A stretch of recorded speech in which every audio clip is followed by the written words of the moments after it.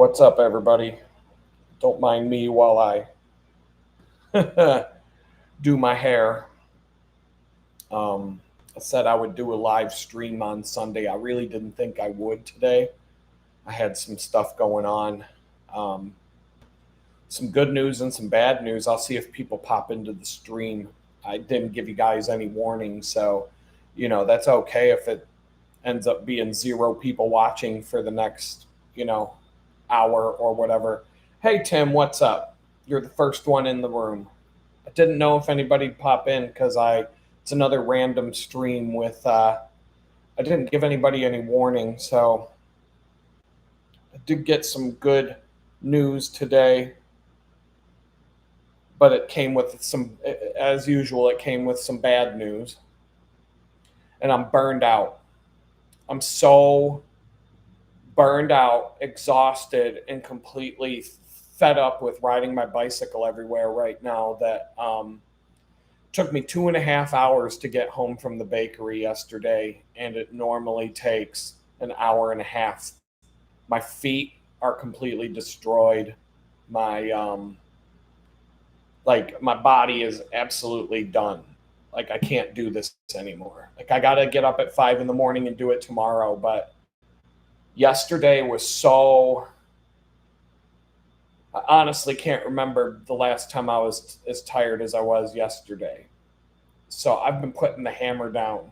Part of the reason why I was so tired yesterday, though, was because I rode over 200 miles on the bicycle throughout the week looking for a car. And I really tried. I really tried to get one going. And so today I had two lined up. If you were watching the live stream on Thursday, I had a Toyota Corolla lined up, or I messaged the guy live on the stream. And that was Friday. Friday, we got in touch, and I tried to look at it all day long.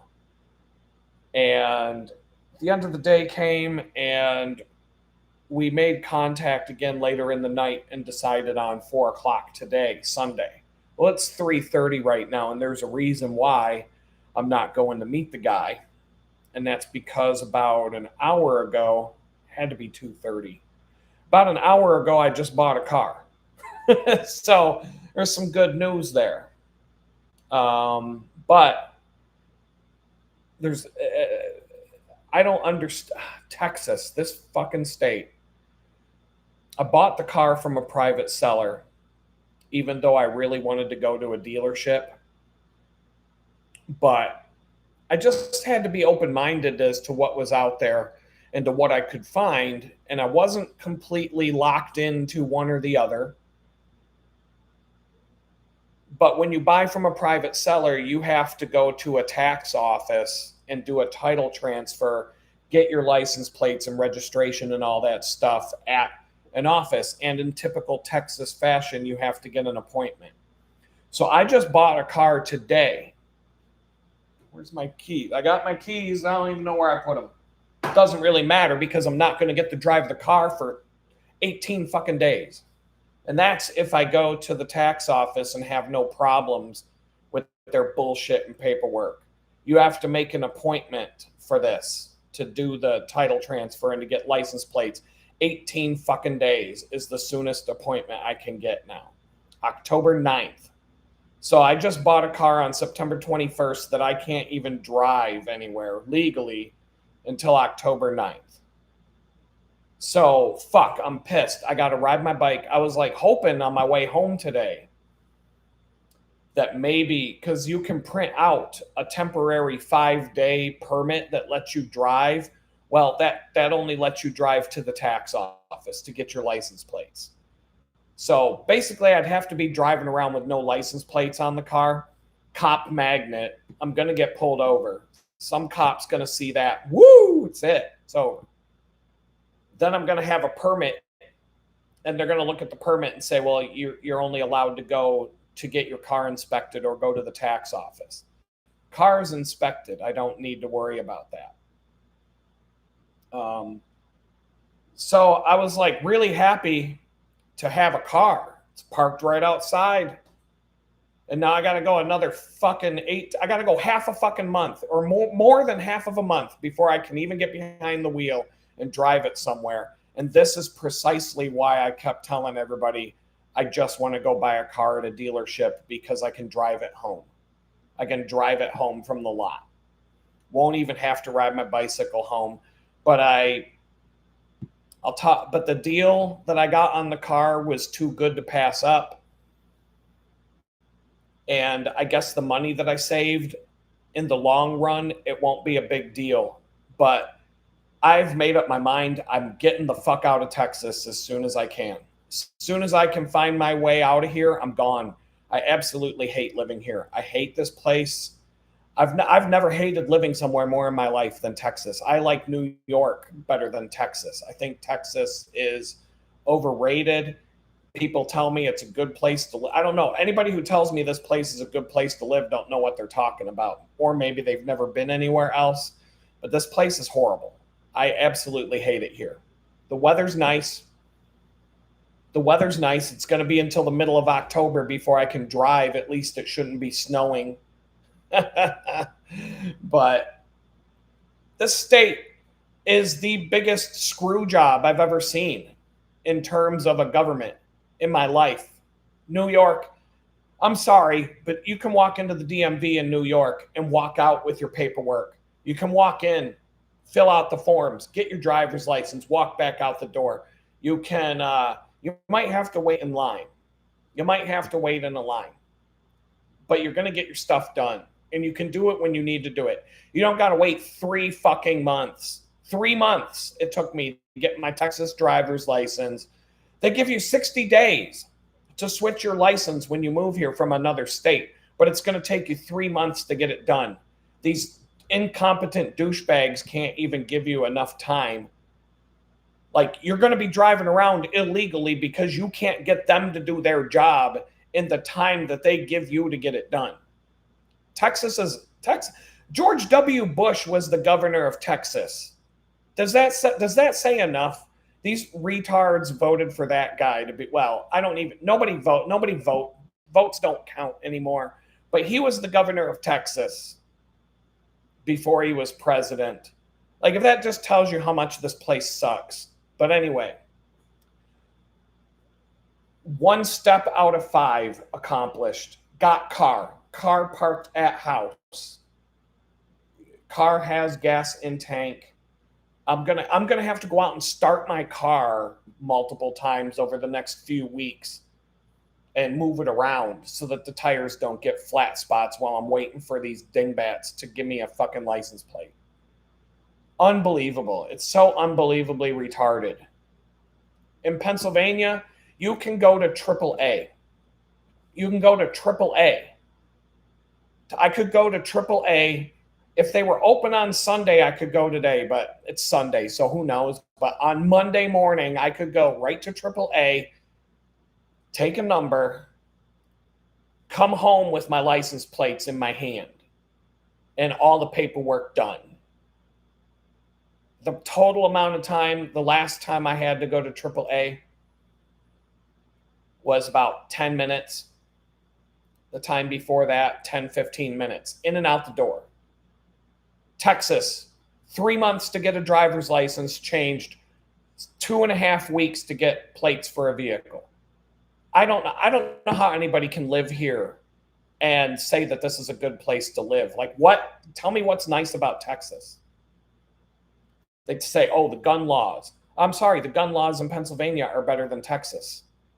Texas just recently passed a law saying you can open carry.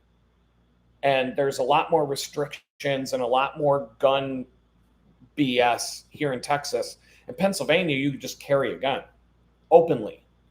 If you want to carry concealed, you got to get a permit. The process of getting a permit is 5 minutes. You walk into a sheriff's office, say, I want a carry concealed permit. They do a quick thing, hand you a card, you walk out the door, it's over. They print you the card right there. When you go get your driver's license in Pennsylvania, you go to AAA. You don't even go to the DMV. and then they print the driver's license card and hand it to you. You don't wait 3 weeks for it to come in the mail. I just don't get. I don't get Texas. I don't get why anybody likes it here. Every time I turn around, there's another reason that this place sucks. And I mean, the weather. So far, the weather is the only thing I like about living here. That's it. One thing out of like a bunch. Maybe my experience is not normal, what a normal person would go through. But yeah, so I'm kind of like, I don't know what I'm thinking right now. I'm just, why can't anything be straightforward, and like why can't anything just go smooth right now? Nice car. Let's see here. We got 3 visitors, so why not? I'll just share my screen. So you know that they, hold on a second. What's going on here?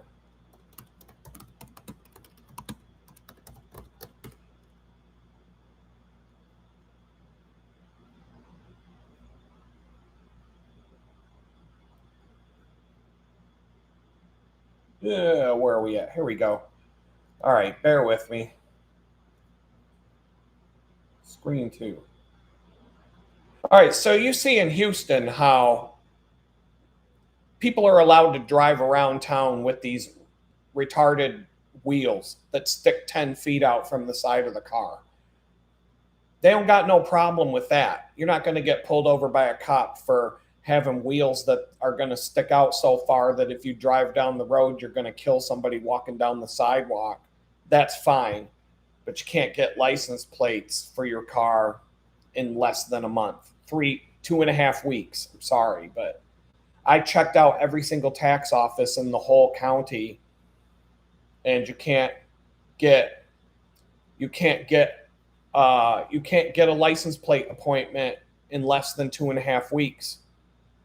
So anyway, so if this is fine to drive on Houston roads, then the car I just bought should be fine. You know, it's a Volvo 770, and you know, being a Star Wars fan, I thought this was a great buy. $2,000. I can drive around with, if these people can drive around with these on their wheels, then I should be able to drive around with a Star Destroyer around town. And, you know, I might get some weird looks from people, and I'm definitely going to have to watch tailgating. But I don't think this would be a bad car. Volvo, you know, it's got 2.4 liter turbo lasers. No, but but no, seriously, I just bought this car like an hour ago. I bought myself a 2012 Toyota or Volkswagen Passat. I've got Toyota in my head because today I lined up 2 cars to go look at. This one and a Toyota Corolla. And so this car was in great shape. You can see the pictures. It's a little bit more worn out in person than in the pictures. Just, you know, pictures always make these cars look better. But new tires, new brakes, the interior is immaculate. This car is in really good shape. I drove it, looked under the hood. Couple of small things.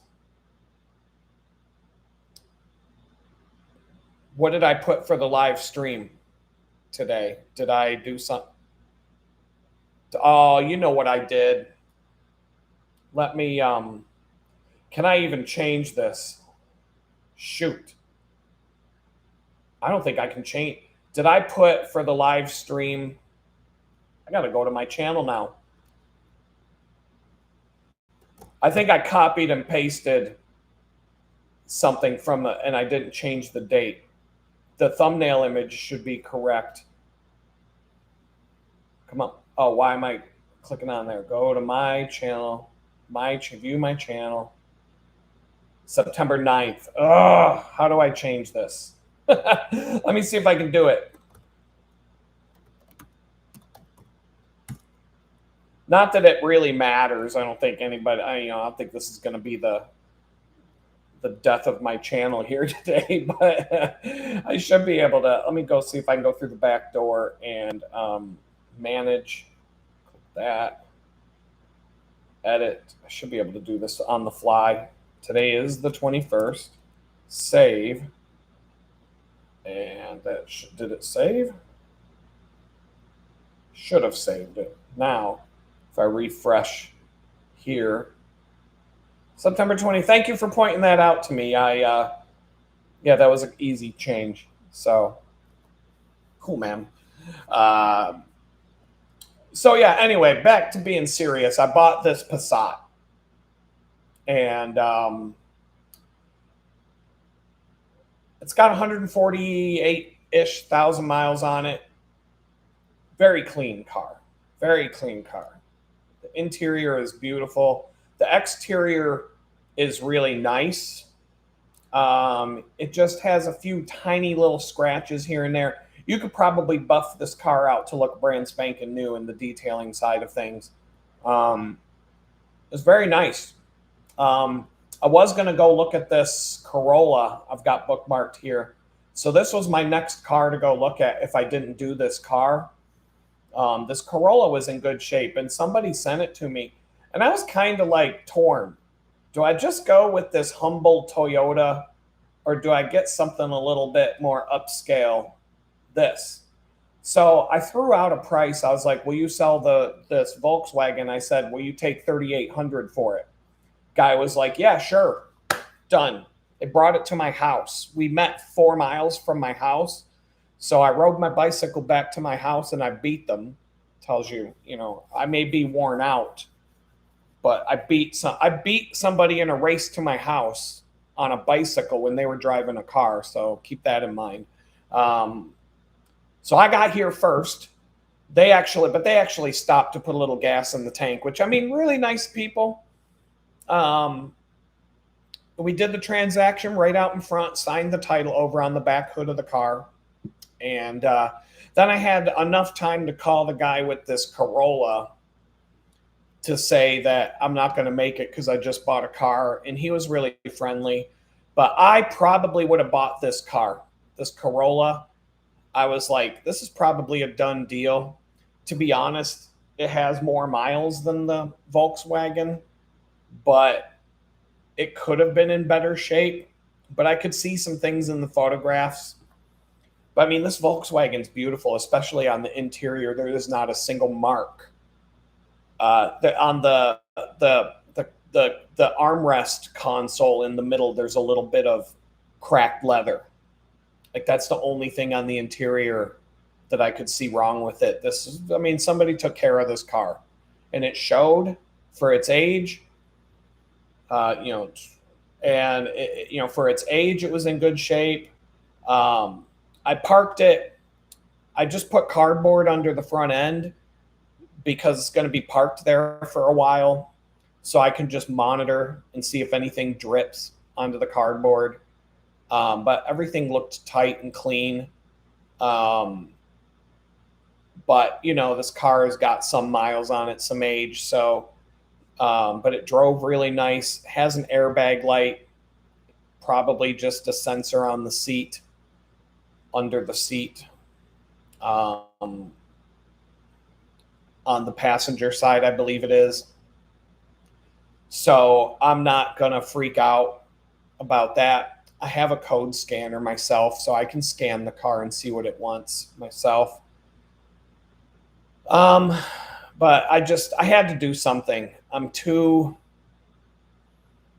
was really, really hoping that I would be able to get an appointment at this tax office. But I don't know, Jared, you're new to the stream. I was complaining and throwing a fit because the soonest that I can go to the tax office where you have to go get your license plates is 18 days from now, October 9th. Thursday, I looked at the tax office website, and they had appointments for Friday and all of this coming week. But now I have to leave my car parked in my driveway for 18 days without a license plate because these incompetent nitwits in Texas, you can't get license plates. I got to wait two and a half. Trying not to swear, but I've already thrown out enough that the channel is going to get flagged for it. So whatever. The state of Texas, I can't find a reason to stay here. I hate living in Texas. I truly hate Texas. New York is better than Texas. I'm sorry.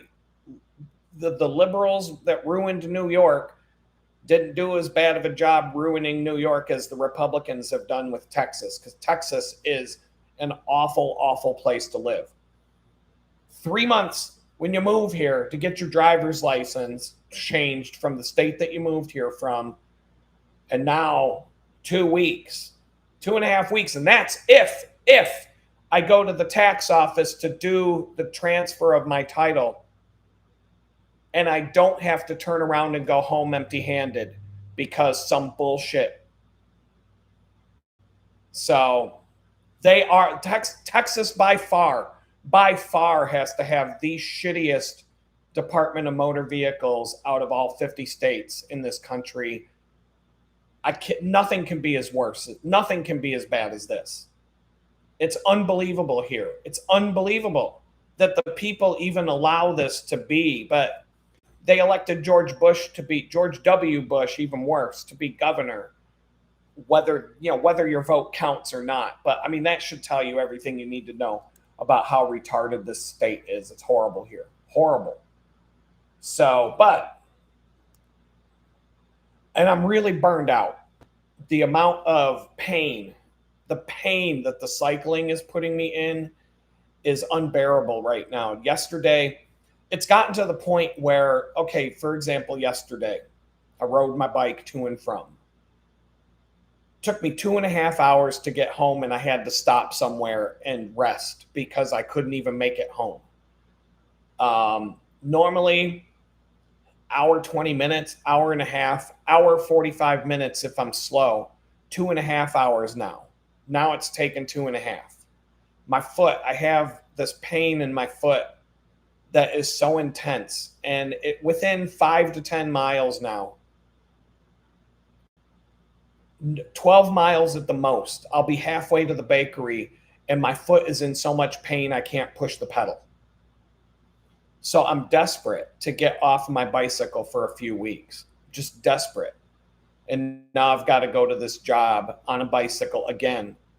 I got to put at least 300 more miles on a bicycle before I can legally drive my car.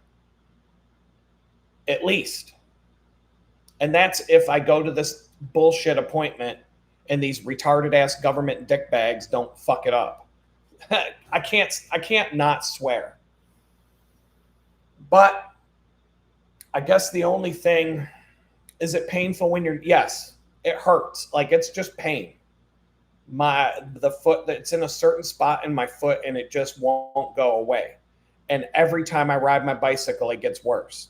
And there's nothing I can do. I'm forced to do this. And then standing. So tomorrow, 5 a.m, got to get up, ride a bicycle 25 miles, work on my feet for 8 hours without sitting down, then ride a bicycle 25 miles home and collapse. Just collapse. I think that if I can just stay off the bike for a few weeks, it'll go away. The comparison that I have is when I lived in Jamestown, New York, and I was homeless. So, I mean, I'm complaining right now, but keep in mind that I do understand that I just bought a car. I'm not homeless. Got a place to live. I got a job. I got, my perspective is there. So don't I'm frustrated because nothing goes smooth. Nothing at all. Things that should take someone 15 minutes to do end up taking 3 weeks for me. Go to the DM. When I moved here, I'm like, oh, I got to go to the DMV and switch my driver's license. 3 months later, oh, I got to get they told me my birth certificate was no good. Call up New York, or I go to New York to get my birth certificate. They say, oh, it's going to take 9 months for us to send it to you. I ordered it, and that was in December, and it had a delivery date of August. And I'm like, you got to be fucking kidding me. So New York does suck too. That's not Texas's. That's Texas's fault and New York's fault. I was lucky enough to be born in a big enough county in New York State that they had a county office that could do the birth certificate thing, and I stumbled upon it. I had a friend who was connected up there who was going to try and do it for me. Like, let me talk to a friend of mine who might be able to get you through. But I'm kind of I don't know. I think it was the luck of God put it in my lap. I found a county website where I was born, and they could do the birth certificate for me. 3 days later, I had it in my hand. That's how it's supposed to work. How long does it take for a government office to print a document and mail it to you? Well, the state office, 9 months. 9 months. The county office, 3 days. That's delivery in your hand, 3 days, not. If I was in the county, if I was up there in New York, I could walk in the door, ask for the birth certificate. 15 minutes later, I could have walked out the door with it in my hand. New York State, 9 months, and there is no place to go get it in person. The documents look different, but when I got the one from the county and I went to the DMV here in Texas, they accepted it. But the problem with Texas is DMV, for anything that you need to do, you got to make an appointment. And they will never have an appointment available. The earliest appointment that you're going to get is 2, 3. For my driver's license, it was a month. I had to wait a month for the appointment. Like, they switched to doing this appointment system so that you don't have to wait in line. But now you have to wait a month from the day that you need something to the day you can go and do it. So anybody here anybody watching this video, if you live in Texas, you got to make an appointment like at least 2 months before you need something done. Don't wait. And expect that when you go to your appointment, they're going to tell you you have to go home and you didn't bring the right thing, or you don't have it, or we can't do it until you this or that or whatever. The tax office for this car told me I need to bring the title, proof of residency of, my new address. And by the time I go there, I'll have my new driver's license card with. That was another thing that came up this week. This god-awful DMV. Tell you another story. So I've got 3. If you have to deal with the Texas DMV, kill yourself. That would be the better option. Put a gun to your head. Boom, just lights out. Because that's better than dealing with the Texas DMV. They're so fucking horrible. I'm like astounded that this is even possible for them to be this bad. So 3 months to get my driver's license switched. That was number 1. Number 2, Rodadad says maybe a dealer can streamline the process for a few dollars. Can they do that with a private sale where you bought it from somebody, but then they can do that? Because I don't think they can. Doesn't it have to be a car that they own? I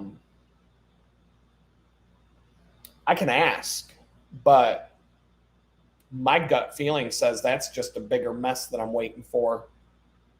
But anyway, I'm trying to get over the good news is I have a car. It's parked right out front. The key, I don't even know where I put the key. It's here somewhere. Oh, I'll find it. Where the hell did I put that?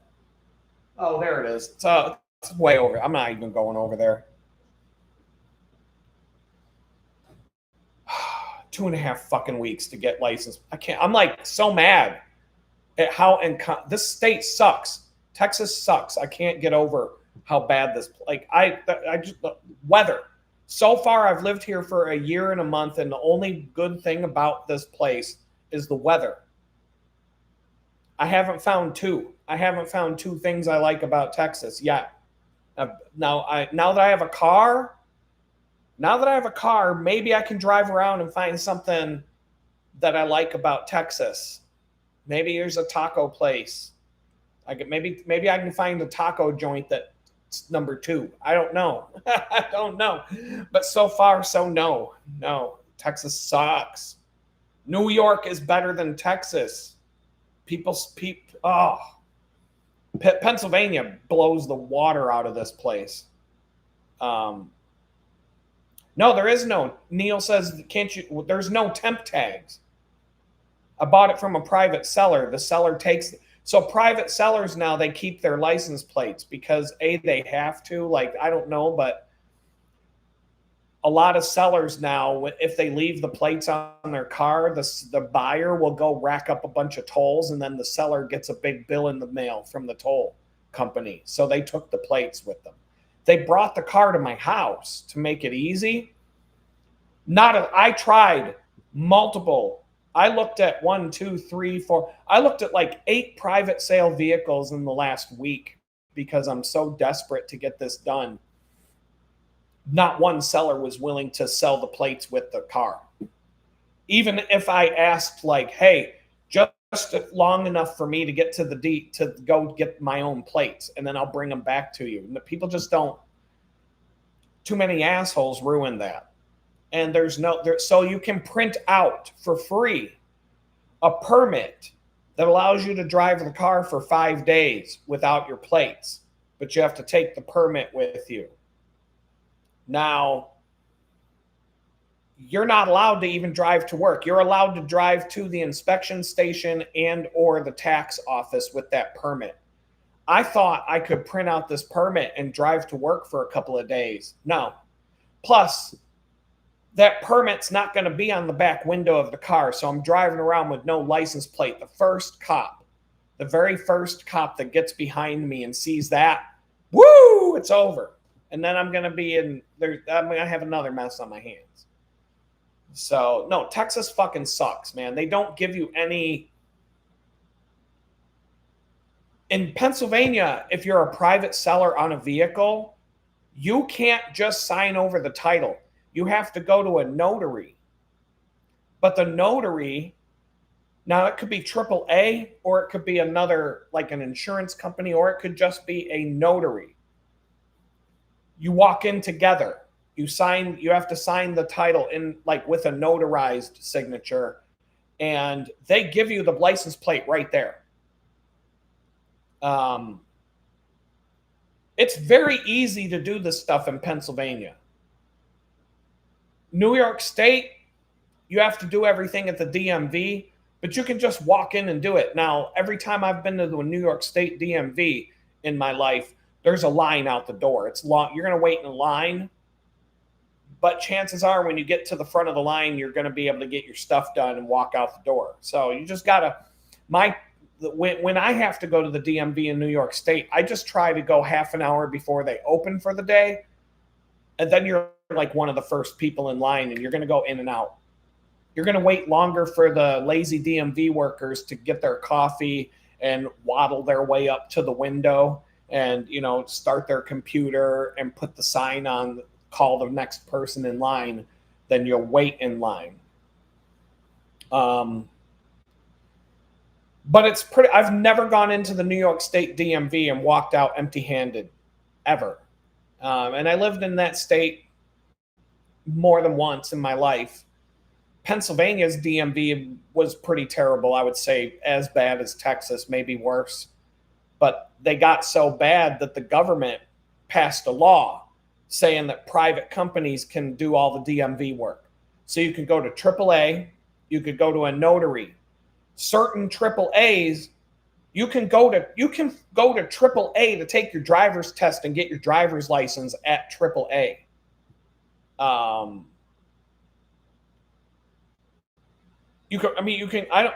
You might have the driver's test, I might be wrong about, but everything else.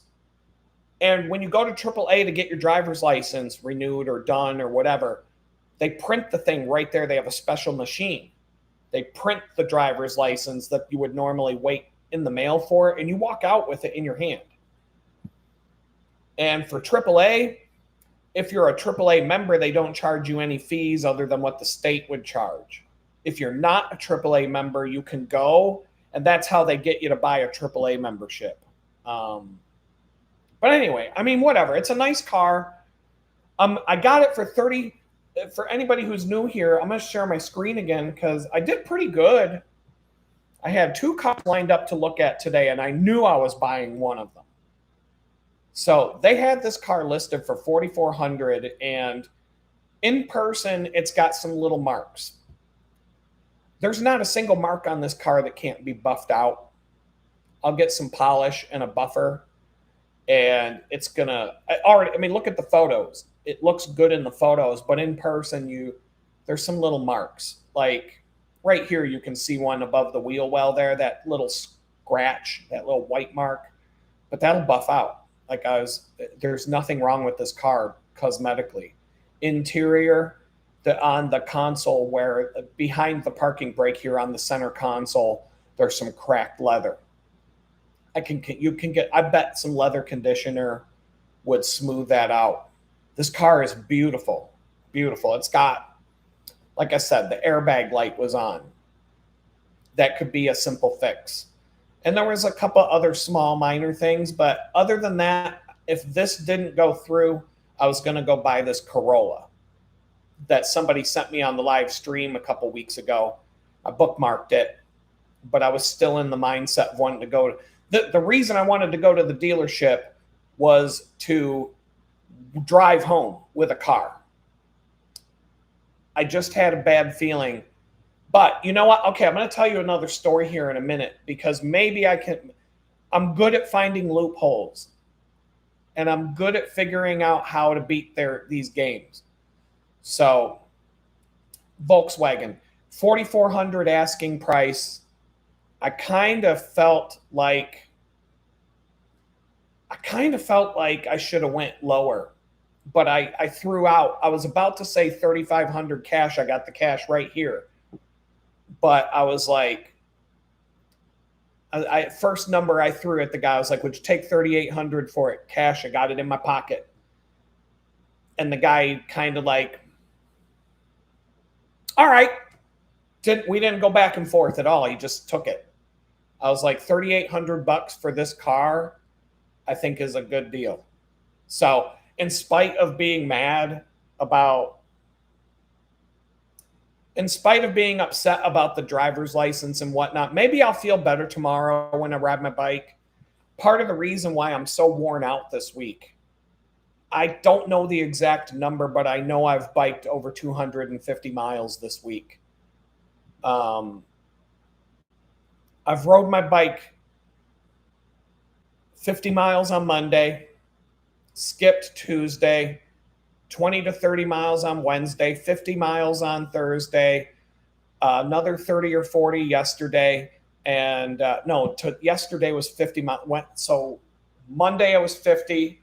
Wednesday, I'm so burned out. Wednesday was far. Yeah, Wednesday was like 50 miles. Thursday was like 25. Friday was about 50 miles. Yesterday was 50 miles. So I've been on my bicycle every day from Saturday. Oh, Saturday you could throw. So from last Saturday was 50 miles.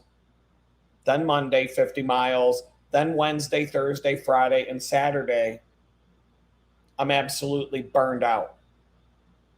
Now, I would have been fine with the Corolla. You people are talking about the Passat is classier. And that's what I was trying not to get hung up on. Like, am I going to get suckered into buying a car that's worse than the Corolla in terms of condition and whatnot?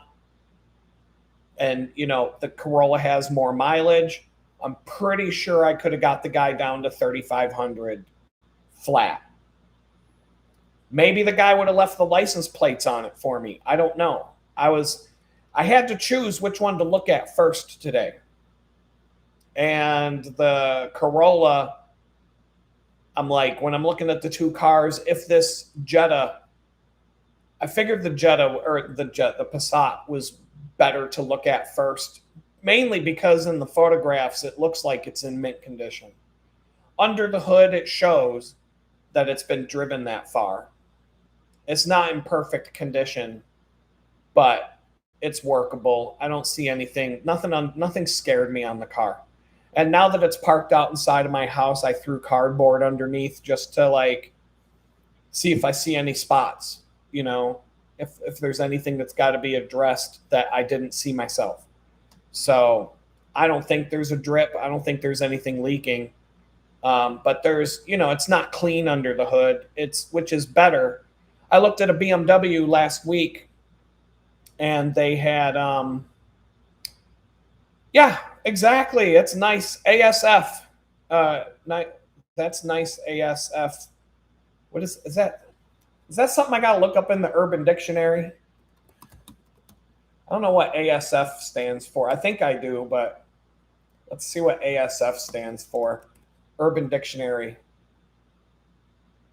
Is that nice as fuck? Is that what that means? Or am I... Okay, so the AS is the... Okay, that's what I thought it meant. So, okay.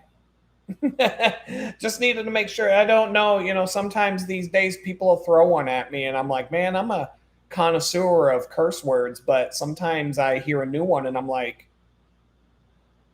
is the ASF what I think it means, or is that something else? But yeah, no, it is nice ASF. I use AF, yeah. So that is nice AF as a first car for getting back on my feet. And I'm like, is Jesus trying to put the two goblets in front of me, one with all the jewels and all the stuff, the fancy stuff, but like Indiana Jones had to pick the goblet to drink out of, and you're supposed to pick the plain one, and that's kind of what these two cars look like to me. Like this is the car Jesus actually drove, and this is like the nice one that I'm tempted to pick up off of the shelf to drink out of. So I'm hoping I didn't like do something dumb. But this car is in such good shape. I'm like, I felt like 3,800 for this car was better than 3,500 for this. I mean, this car doesn't even, but this is the humble car. It doesn't even have real wheels. It's got hubcaps with steel wheels. It's got a little scuff on the rear fender or on the rear bumper. And I'm sure you'll find more things as you look inside and up close in person. But this was a really solid looking car too. So I knew, I'm like, one of these two cars I'm going to drive home today, or I'm going to buy today. Pretty much knew I was going to get one or the other. And I put the Volkswagen first because I mean, it's just, be real, it's cooler. It's cooler. It was the cooler of the two cars. But either way.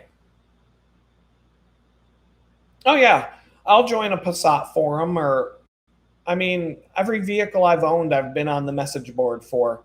They have the Mini Cooper forum. You got the Jeep forums. You got the Nissan Frontier had their own club.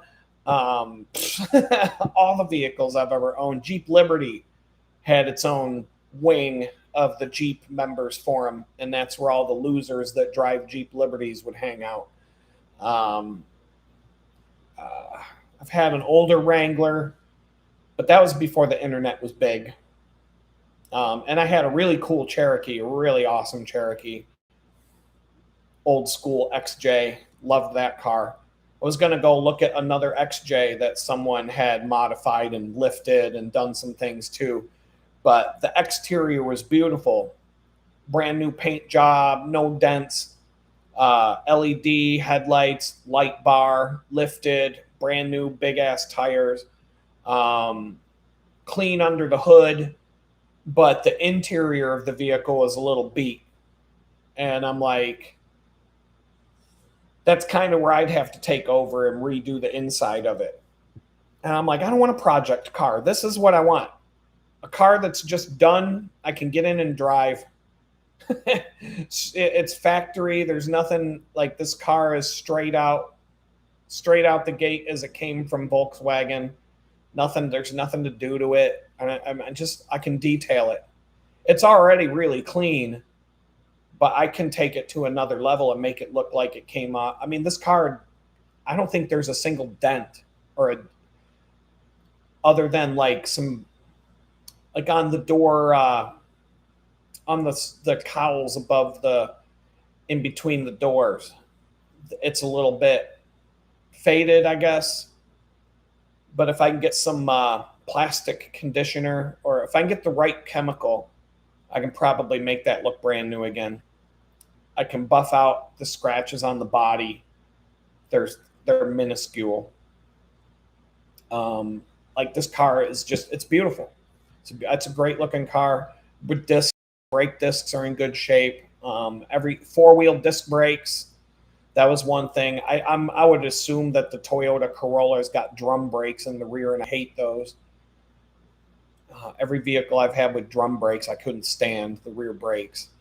So that's one thing. I don't know. I just prefer disc brakes all around. But there were a number of things, but it was really just the cleanliness of this car told me that whoever owned it took care of it. And so I'm cool with it. I'm getting, the fresh wounds of the tax office. Because I looked on Thursday at the tax office and they had appointments available for Friday, the very next day. All next week was wide open on the appointment calendar.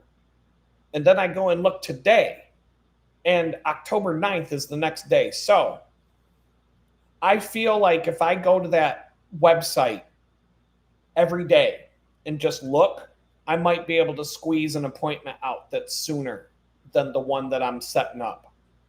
I might be like, because people cancel their appointments and they do that kind of stuff. And so maybe I can squeeze out an appointment sooner. So I'm not going to like write it off as like I can't drive for 2.5 weeks.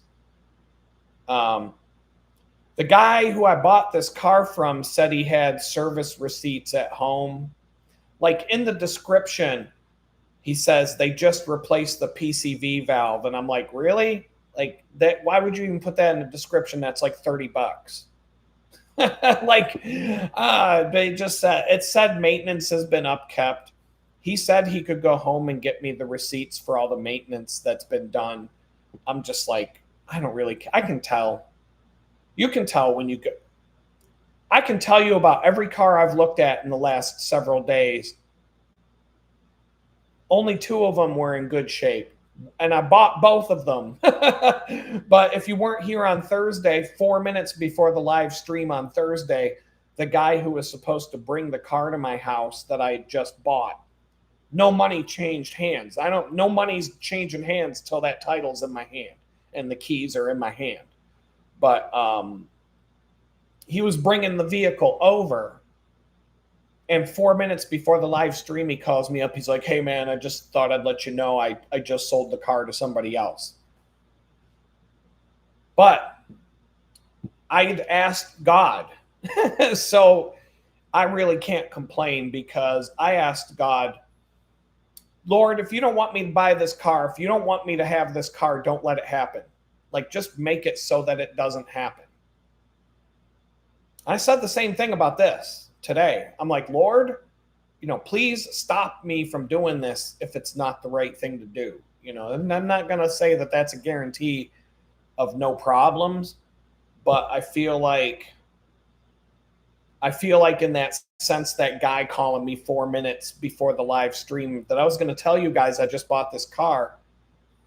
4 minutes before the stream, I get that dropped on me, and I'm like, come on. But then I'm like, well, I did ask Jesus not to let me get the car if it wasn't supposed to be. So that probably was Jesus saying, hold off. I got something for you. So I got mad. Like, you saw me get mad, and I'm mad right now about the tax office. But let me tell you another story. And this is why I need to have a little bit more faith than I have. because had a similar, every time you deal with the Texas DMV, you're in, like I said, put a gun to your head, pull the trigger, because that's better than dealing with the Texas DMV. But I'm too stubborn to do that, so I'll just deal with it. I needed, no, this is not turbo. No, this is the 2.5 naturally aspirated, which to me, I'm like, turbos are fun to drive till they're not, until they cost a lot of money before you can drive it again. So I'm like, so I was going to look at a Jetta. I got some stories, man. It's been a busy few days since our last live stream. I'm telling you, this is why I'm so tired today. I think with a good night's sleep, I can get on my bicycle tomorrow and be happy that I have a car. And as long as I can just grind it out for the remaining time I have to ride my bike. But I think I'm just overly stressed right now this minute, because the amount of cycling I've done this week trying to get a car has been outrageous. And I think I'm extra tired from it. So on Thursday, while I was in the process of lining up my ducks for what do I got to do to buy this car from a private seller and get the plates, somewhere I read that your driver's license address has to match where you live. And so I didn't know for sure, but it was late at night. It was like probably 10 o'clock at night. So you can go to a website. The Texas has a website to change your address on your driver's license, but you have to sign up for an account. And so I tried to sign up for an account, and you've got to enter in your first, last name, driver's license number, all this other stuff, date of birth, social security number, so they can verify who you are. I get to the last step. It says, we can't verify you. Sorry, try it again. Okay, maybe I typed in something wrong. So I tried it 2 more times. Then it said, you have tried to do this too many times. You are now locked out of our system for 24 hours and blah, blah, blah. And so I'm like, mother effing biatch. I got to go down to that fucking DMV again. I get on the DMV website. The next appointment's not till like the end of October. So I hear it's like the middle of September. They're telling me I got to wait until the end of October to go change the address on a driver's license. So I set the appointment. I'm like, whatever, assholes, fine. Fuck it. I'll figure something out. In the meantime, I've got an appointment. Texas gives you deadlines to get these things done, and then their incompetent nitwits at these government offices take longer than the deadline that they give you to get it done. But you can't get it done by the deadline because they won't let you get it done by the deadline. So, eat shit, Texas. You're the worst state. I gotta stop it. I gotta stop it. I'm just too upset about Texas nonsense right now. I think it's just, the state sucks. And I don't want to live here the rest of my life. I'll take it for as long as I have to, but I don't want to live in New York either. There was a time I hated living in Pennsylvania, but then it grew on me and I liked it better. And I'm like, maybe that'll happen with Texas. Maybe getting a car, eating a couple good tacos, maybe being able to just drive around and see this place a little bit. That might change my mind. So I'm trying not to like just judge this place based on what I've seen so far. But so far, the weather and nothing else. There's nothing else that I like about Texas so far. Nothing.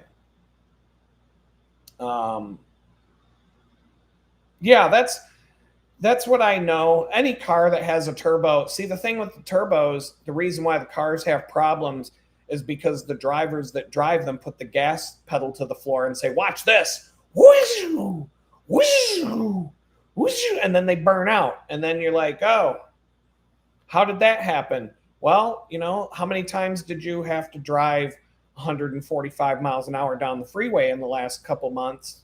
10?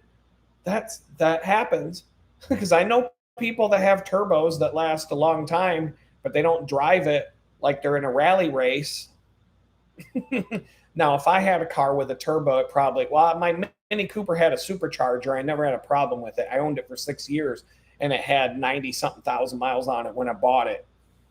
And I was kind of like, I felt like I was playing the lottery because I should change the oil in the supercharger. But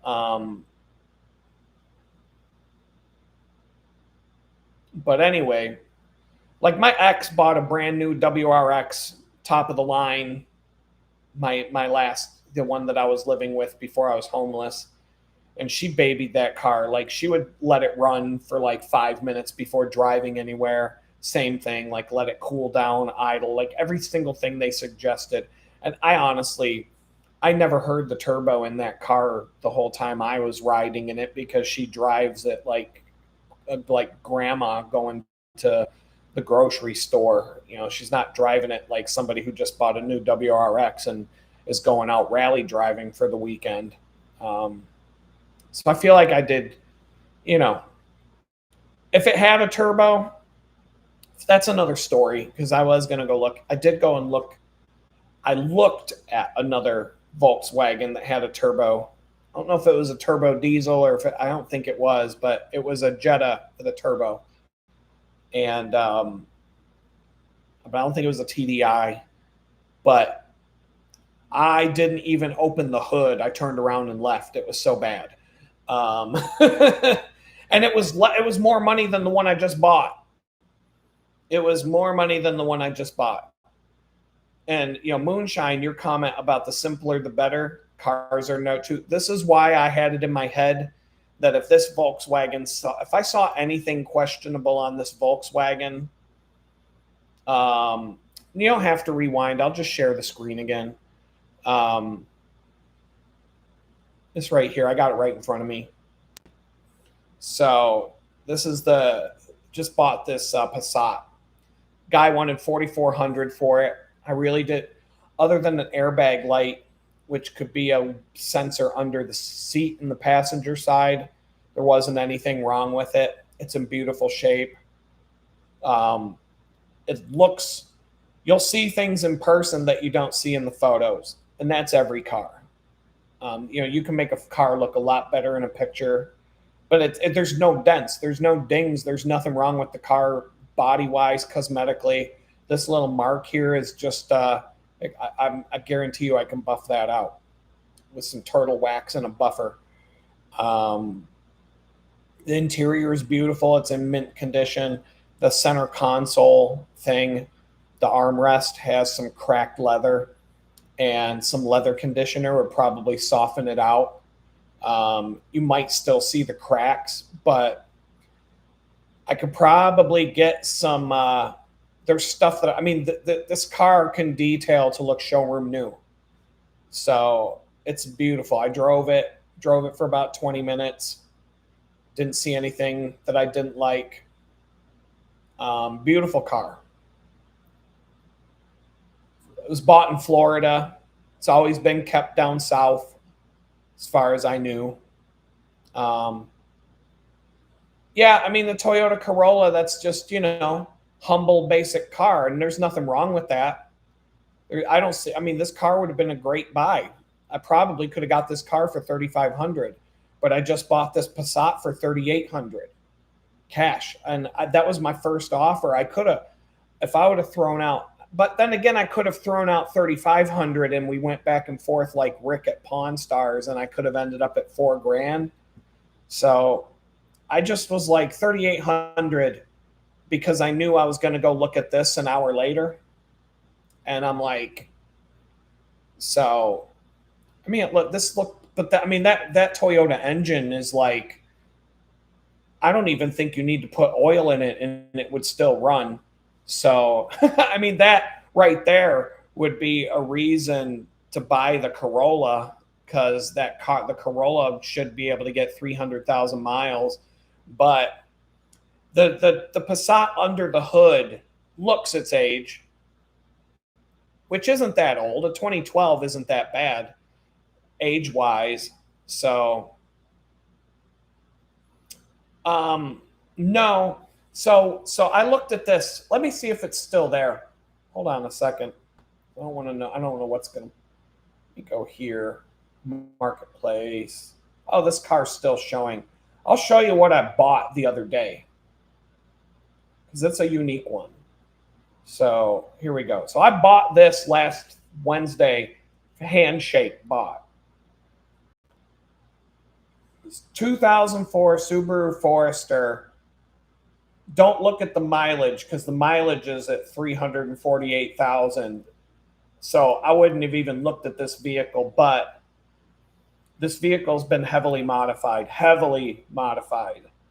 has a new engine. That the engine only has 100,000 miles on it, and it's all new. Everything, it's all newed up. But I bought this on Wednesday. I drove it, drove great. Lifted. It's got a 2-inch lift kit or something like that. New tires, off-road.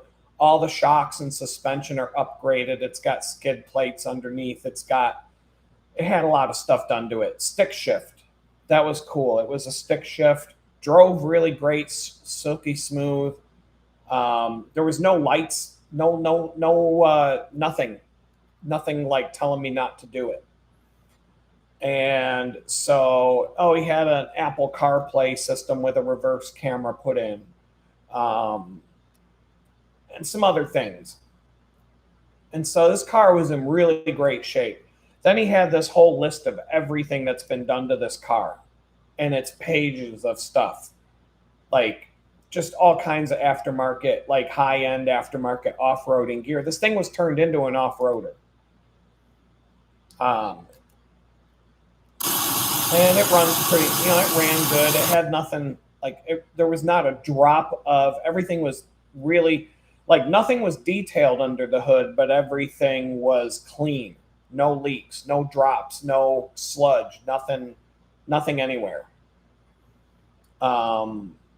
So what happened was, we came to it. He wanted $4,800 for it, and I said, "How about $4,000 cash?"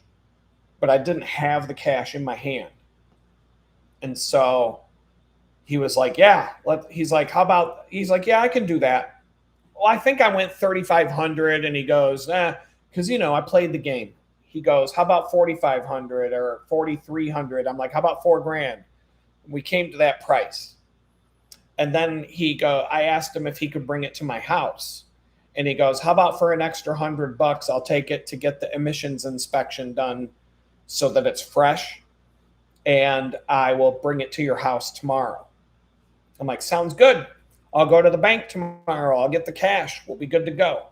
So I went to the bank. I wasn't even home from the bank. He sends me a text saying that he sends me a photograph saying he just got the inspection back and it's done. He's like, "I'll see you in a bit." And then 4 minutes before I had to go on the live stream, he calls me. He's like, "Hey, I just thought I'd let you know I sold the car to somebody else." So he used me as leverage to get somebody to pay the full price that he wanted, the $4,800.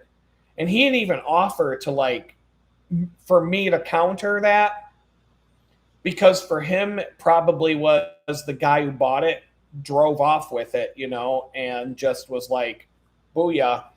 He saved himself a trip coming to my house, got his asking price, and told me, "Sorry, I sold it." So I wasn't afraid of the age of the car, mainly because I could see all the work that had been done to it. I spent half an hour looking over the car before I even drove it, and I drove it we went on a half an hour test drive all the way up and down the freeway and everything else.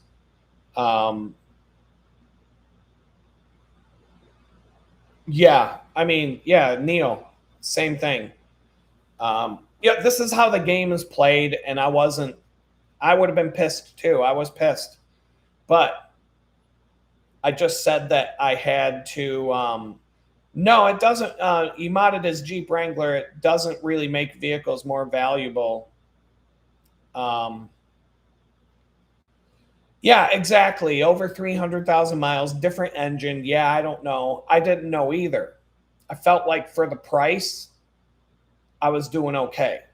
But I felt like, I mean, it did seem like a solid build. It did not look, everything under the hood looked clean, new. It looked like it was done right.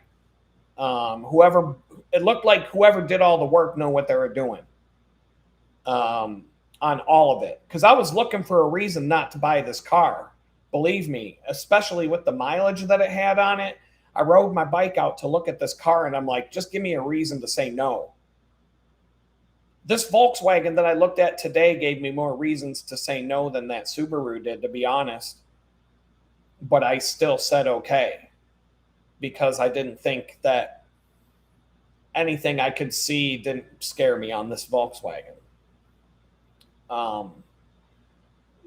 But I asked God over and over, between the handshake agreement and between the guy bringing it to my house. I'm like, if you don't want me to get this Subaru, like if it's going to be a nightmare for me, or if like I'm walking into something bad here, stop me from doing it. Like, don't let it happen. And then magically the guy calls me and says he sold it to somebody else.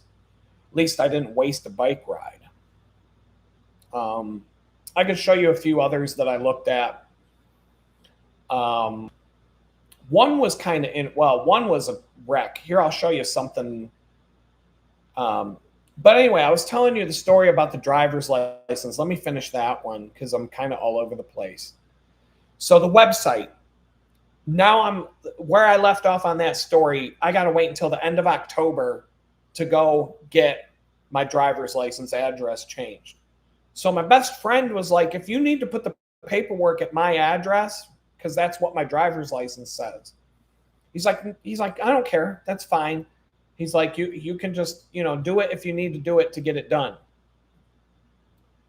So I noticed on the Texas website, there's a tech support address, email. So I emailed tech support and I said, here's what's going on. I've tried to get, it keeps saying this, it keeps giving me this error message. I'm polite, I'm not, being a dick about it. I'm like, is there anything that I can do here to troubleshoot this? Like, is there something that I'm doing wrong? And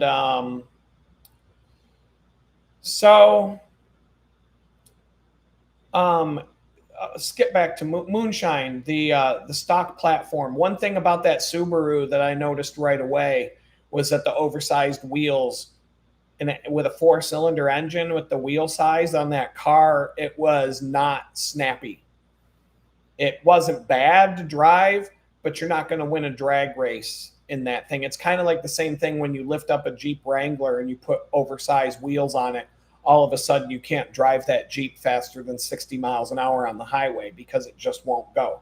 The engine's just not powerful. Maybe if you could put a Hemi in a Wrangler, then you could put those big wheels on and be like popping wheelies going down the road. But the engines that those Wranglers come with, I don't even know. I would never buy a 4-door Wrangler because the engine's so weak that it can't power a 2-door Wrangler with any kind of oomph. So like you're adding all that extra weight with the same engine. I don't get, like, I would never want to own a 4-door Wrangler. 2-door all day long. I would love to have one. That was one of my favorite vehicles. But I would never buy a 4-door Wrangler. Never do it. But that Subaru definitely, that felt like I could feel the engine pushing those wheels. And I'm like, this car would be, because I've driven Foresters before, I'm like, this car would be a lot snappier if it had the stock size wheels on it. So what do you do in that case? And that can put wear and tear on the engine over time, but I don't know. It was in good shape otherwise. It wasn't like a scary, it didn't seem like it was going to break down on me, but you never know. So with the DMV, I go to tech support for this driver's license address change. And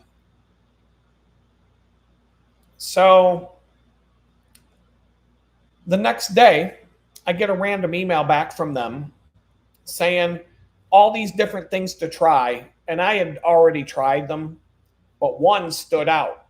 Said in the first name field, you might have to put your first name and middle name in the first name field. Try it like that. See if it works. So I'm like, okay. So I go back to the website. I put my first and middle name in the name field where it says first name. Boom, I'm in. It worked. So I'm like, so I was able to sign up and I was able to get my driver's license address changed and I was able to print the temporary thing that they give you until your new license card comes in the mail. So I'm done. I'm done. Don't have to go to the DMV. I didn't even cancel the appointment at the DMV because fuck them. Fuck them. Let them have a no-show because screw them. I hate those people. Maybe I'll cancel it. I don't know if it's a one click of the button to cancel it, I'll do it. But just to be nice to somebody else, give them a. But anyway, like maybe it'd be good karma for me to do that. Cancel the appointment, and then maybe another appointment for my license plates will magically appear because of my good karma. So I think I'll do it that way. Do something nice for the world will do something nice for you. Be a dick to the world will be a dick to you. So I'm gonna keep I'll keep that in mind.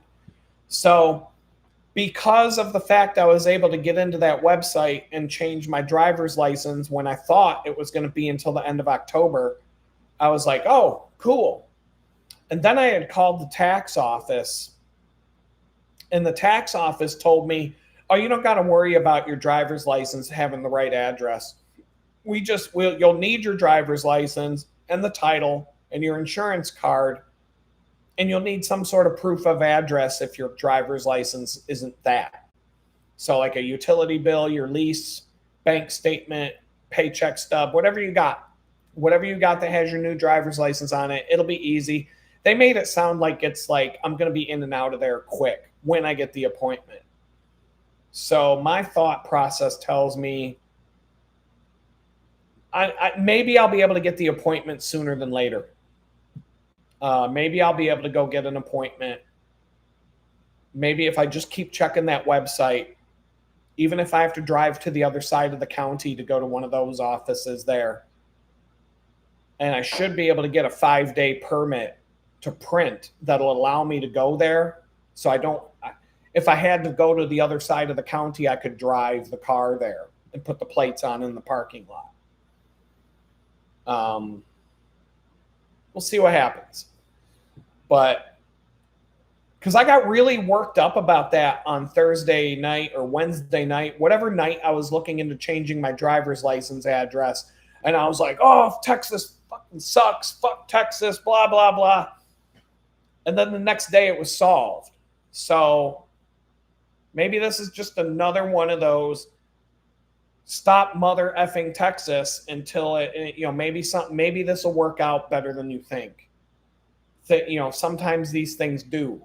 So I'm irritated because this is fresh, and it's like but I'm like, well, I guess I got plenty of time to get the insurance done, but there's a deadline to get the title transfer done, and with the appointments that they're giving you, that's barely enough time to meet the deadline for the thing that you need to do. So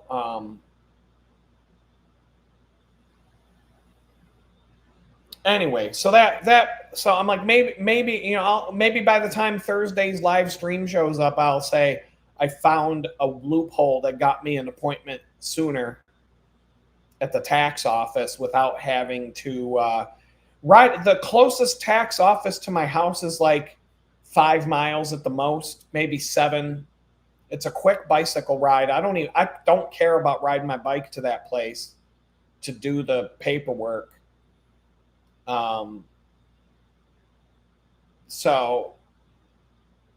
But yeah, it's like Moonshine says, Mods can be good or bad. That's the problem. You don't know. Stresses the suspension components, bearings, all kinds of things. Yeah, that Subaru had new wheel bearings. It had all the suspension had been changed to match the height of the lift kit. So the wheel bearing, everything was done. It wasn't just put a 2-inch lift on and big tires and walk away from it. It had been completely, like, the list of everything that was done to that car was extensive. Like, it seemed like whoever did it knew what they were doing, but like you say, you don't know what you're getting into.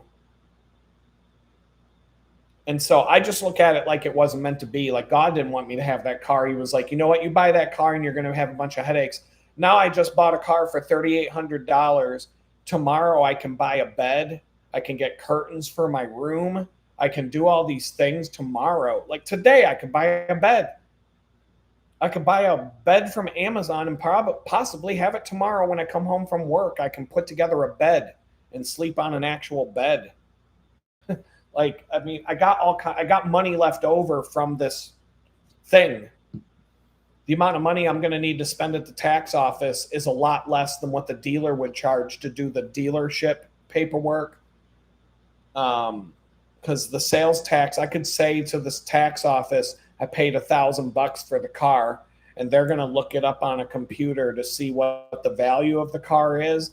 And as long as my number is lower than their number, I'm going to pay the tax on whatever they tell me it's worth. So I should be able to get in and out. I might only have to spend a few $100 in sales tax and fees at the place to come home with my license plates. And so I don't think I've leveled up just yet, but it's like right there. But I mean, the car's parked outside. In the worst case scenario, I could just go drive it, get in a high speed chase. Well, I don't know what the speedometer goes up to. I don't know how fast. I'm sure that car goes at least 120. So, I mean, I could probably not going to get away from the cops in the car like that, but it's a common enough car. It can blend in, go steal license plates from a parking lot somewhere, throw them on for a minute. Go find a Passat parked somewhere in a parking lot. Take the plates off. Put them on. That way, if the cop looks up the plate, it's going to match the make and model of the car. I see Passats all over the place, black ones. So I could make, modern problems require modern solutions sometimes, but I'd be able to get somewhere at least. I could probably get however far I can get before someone calls the cops and says their license plates were stolen. And then, how are they going to prove it was me if I throw them in a ditch or a dumpster somewhere before I get home, or get home, take them off, find a place to, toss them before, cops aren't even going to know I own a Passat because there's no government record yet of me even owning this car. So, I mean, there's advantages to the situation in some cases if, you're a certain type of person. But it was fun. It was fun. I was really feeling so out of my mind, exhausted on the way to look at this car. But the guy decided to meet me 4 miles away from my house. And I probably could have got him to meet me closer, but I let him pick the meeting location. And it was kind of funny because they were from Eastern Europe and they met me at the Aldi's parking lot. So I'm like, well, they're big fans of German cars. They showed up with an Audi and this Volkswagen at the Aldi parking lot. I'm like, what? The guy who owned the car didn't speak English, so it was his brother doing the translating. And but no, I'm happy. I'm okay with it. The only thing I'm upset about is how much longer do I got to go without being able to drive it and just looking at it. Oh, there's my car. It's right there. It's right in front of my face. It's right there, right parked right by my house. And yet I got to ride my bicycle because of this government.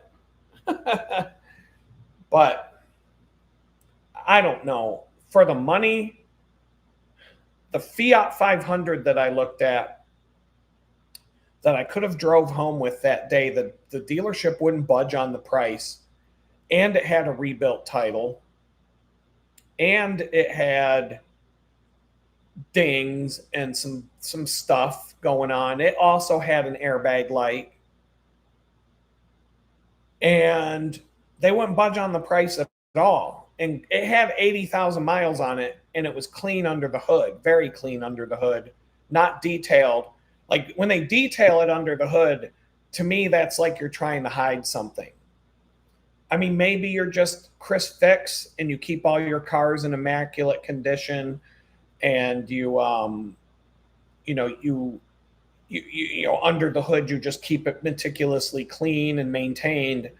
But when you're trying to buy a car, when the under the hood looks like it's brand spanking new and it's got 100-something thousand miles on it, to me that's like you're trying to hide something. You cleaned up all the leaks. And so I'll show you a car I looked at the other day. I'll show you two if I can. Let me see if I can pull them up. One of them might have disappeared. Let me go to, because the guy sold it. So let me take a quick look under, because I bookmarked it. So would it be, it's not even showing up that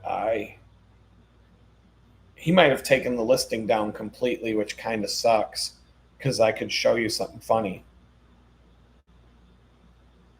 But I don't even see the messages back and forth anymore, so it's probably completely gone.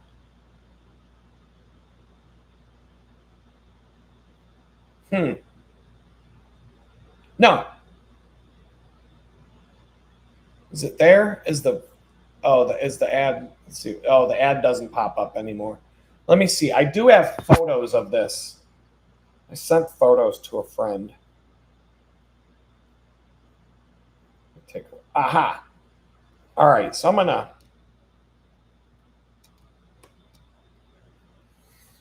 pop up. I can show you at least some photographs.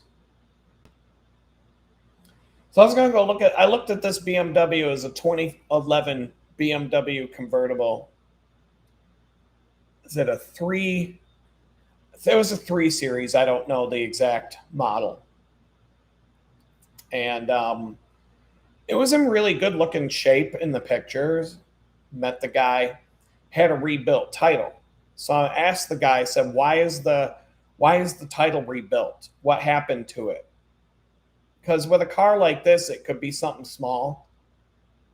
And then I'm like noticing in the photograph, look at the gap between the hood and, well, that's about as good as I can do. Look at the gap between the hood and the front body panel. Just a little bit too much. It's not as tight as it should be on a car like that. And so I go and I look at the car. The top goes up and down just fine. There was some trim work. There was some broken trim inside the car.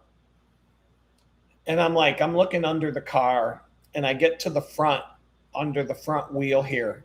First thing I notice is inside the fender, the whole fender is worn out like it was rubbing up against the wheel. And I see all these bare wires just hanging there. And I'm pointing that out to the guy. I'm like, yeah, that's no good. I go to the other side. Other side is not as bad.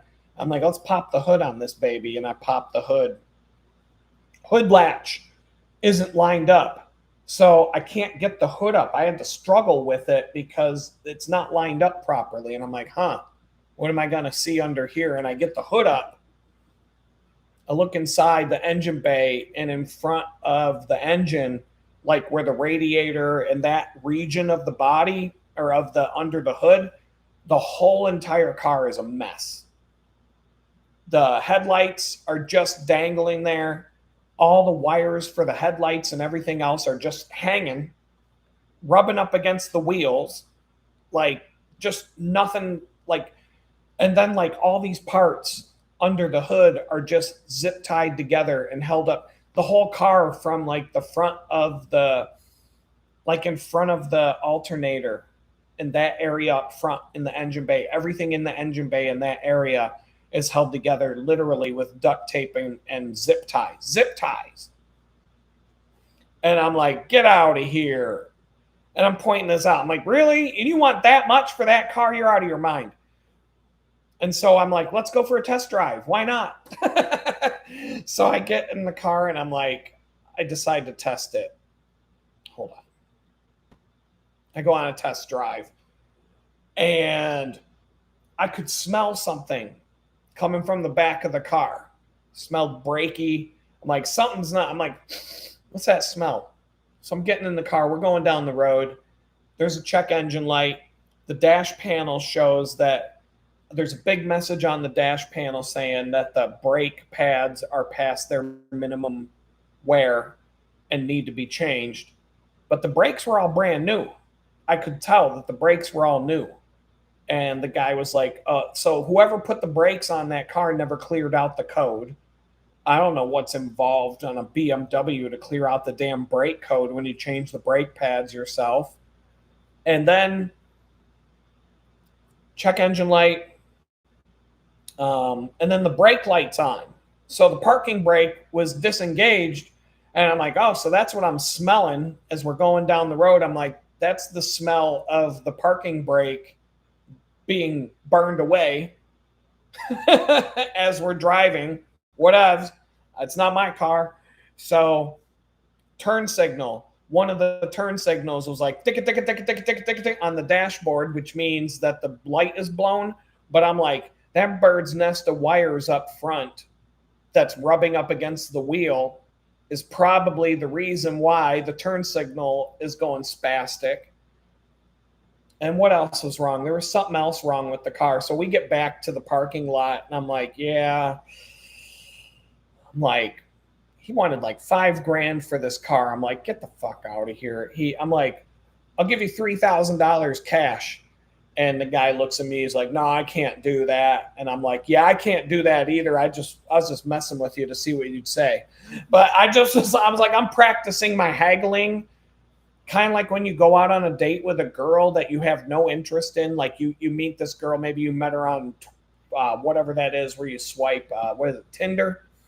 You go out on a date in person and you're like 5 minutes in, you're like, you see the check engine light, you see like there's a lot of duct tape and, you know, she's all held together with duct tape and zip ties and everything else. And you're like, yo, no, I'm not going out on another date with her, but you can practice. You can practice your routines, your pickup lines. It's like, well, maybe I'll try to get her to come home with me.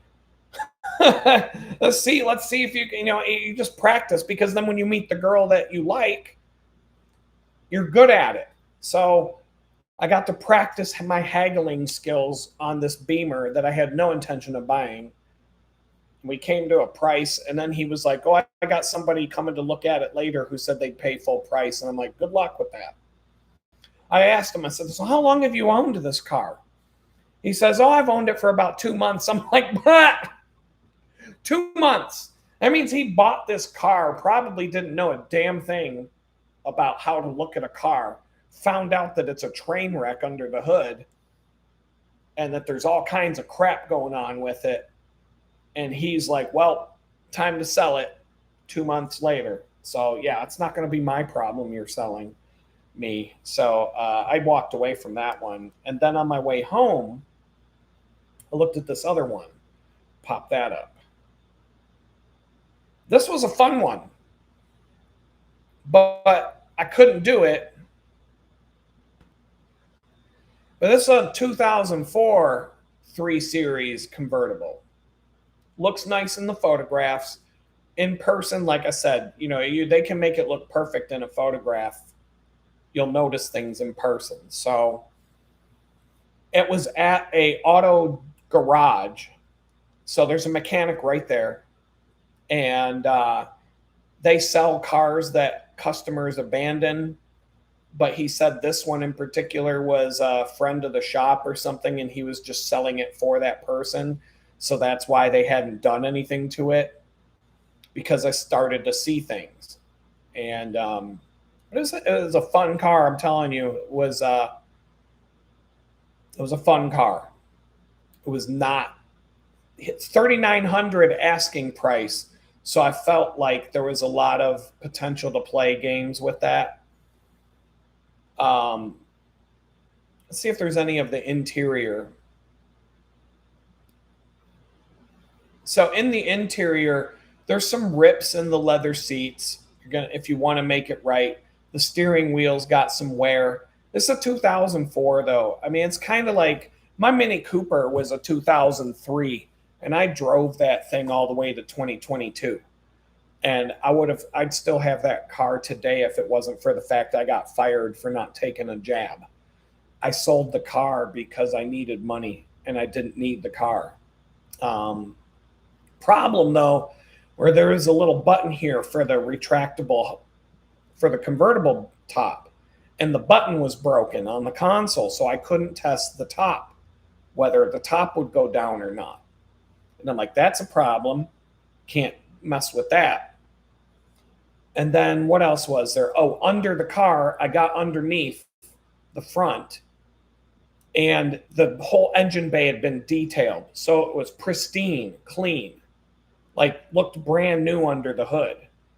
And I'm like, yeah, I don't know, because I'm running my finger around trying to like see what comes up on my finger. And I can't. I'm like, you can't tell what's going on after they go in detail under the hood like that. So I get underneath the car, and it felt like I could see some oil seepage on something in the engine bay, but I couldn't tell what I was looking at. And I'm like, I don't know about that. And then I'm like, the check engine light was on while I was driving it. Fast car. Holy shit, that car was fast. Beautiful car otherwise for its age. You wouldn't expect to have a 21-year-old BMW that doesn't need something done to it. So I wasn't like totally scared of it, but I was like, I would have to get this thing cheap. So anyway, I get done with my test drive. They let me take it out by myself. I mean, I let it rip a little bit, but I don't want to get a ticket. And there were cops everywhere. So, but I mean, this car had some balls. It was a fast car, and it would be a fun car to drive. That's for sure. But so I get back and I'm talking to the mechanic, and I'm like, I don't know. I'm like, the three things that bother me. Looks like there's something seeping underneath. I don't think it's a drip, but I think there's some oil seeping out of something. It could be simple. Like, who know? I don't know what it is. So if you want to put the car on the lift, we could do that. I don't like rag tops either. The rag tops, the convertible, the other BMW convertible was a hard top, much better. Because a rag top, they wear out. You have to keep them conditioned. They wear out, and then they're going to be expensive to fix. They're going to leak. They're going to be problematic. So this car was kind of like what I told the guy. I'm like the mechanic. So he brought out the scan tool, and we plugged in the scan tool to see what the codes were. And he was like, he's like, why don't you make me an offer to the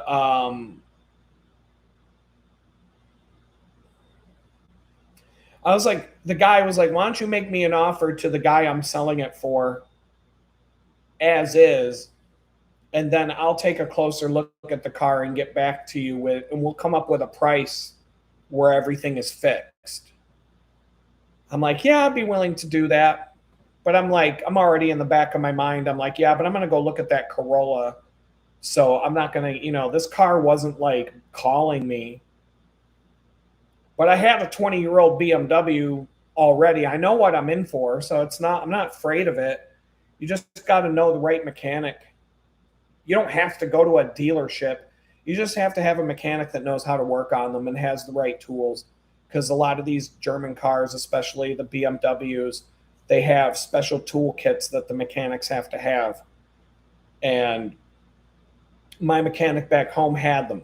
So I had a Mini Cooper S, and he had no problem working on it. In fact, one of the guys at the shop knew them inside and out. So anytime I needed anything, the biggest problem that I had with my Mini was I'd need brake pads, and they couldn't, Napa, there's no, like, the guy in the Napa truck's not coming over with brake pads today. They would have to special order every single part that my car ever needed. And it wasn't like brake pads didn't cost any more for the Mini than they did for other vehicles. It's just that I might have to wait a week and a half to get them. So with the Mini, it was like, that can't be my daily driver, because if it breaks down, it could be 2 to 3 weeks to get it fixed. Cost wise, it really wasn't much different. Now, like, glove box door on my Mini broke, the latch, and I tried to rig it, and no matter how I tried to do it, it just would not fix. They're notorious for breaking. It was going to be like $250 for a new glove box door, but I got one on eBay that was brand new for $60, $50. Came with the key and everything. And I did it myself with a lot of swear words, because there were a couple of screws that I couldn't get to. You know how they are. They'll just put a freaking screw that you need, like a special shaped screwdriver that's like got 20 bends in it just to get to that spot and do it. But somehow I did it. I don't remember what I did. I think I used a bit driver with a pair of pliers and got in there. Or I don't know. I did some goofy ass thing to get that screw out and the new one in, and I got it tight. I got it done right, but I was mad when it was done. But it cost me $50 to do it, and it was about an hour of my time, so it wasn't that big of a deal. I had to watch a YouTube video before I did it, so I already knew I was going to be pissed when it got to the screws and where they were. But somehow I had something that worked. And but this car here, I was like, it's just too. There's just too many. It had the same kind of charm, quote unquote, that my Mini Cooper had at 20 years old. And I'm like, this, I don't know about a daily drive as a car that you drive on the weekends and you go to the beach and have fun with. Yeah, this would be great. But look at the seat. Like, you're going to have to reupholster the seats if you want it to be back to like where it was. And this is the button here on the console that was broke. And so I couldn't test the top.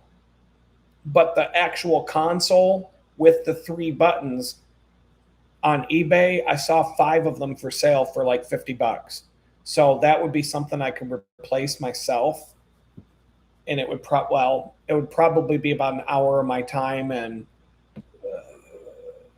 $500 in the swear jar if I had one of those. So, but I mean, all this detailing under the hood where everything was all polished up and cleaned, I was like, it on a car that old, you actually want to see what's going on there, because like, how am I going to really know like where all the leaks are coming from if you went and hid them all? So, I mean, it was okay. I had 150,000 miles on it for a 21-year-old car, but it was nice-ish. It wasn't bad. It drove nice. The brakes were good. It wasn't a bad car, but I wasn't like, yeah, let's do this. It just it didn't say to me, buy me. It was more like, that was fun to take on a test drive, but this Toyota sure looks a lot more reliable. The humble car, that's like, this right here is the cup when Indiana Jones had to pick the cup on the shelf that Jesus drank out of. Is it the shiny BMW with the convertible top and the 160 mile an hour speedometer?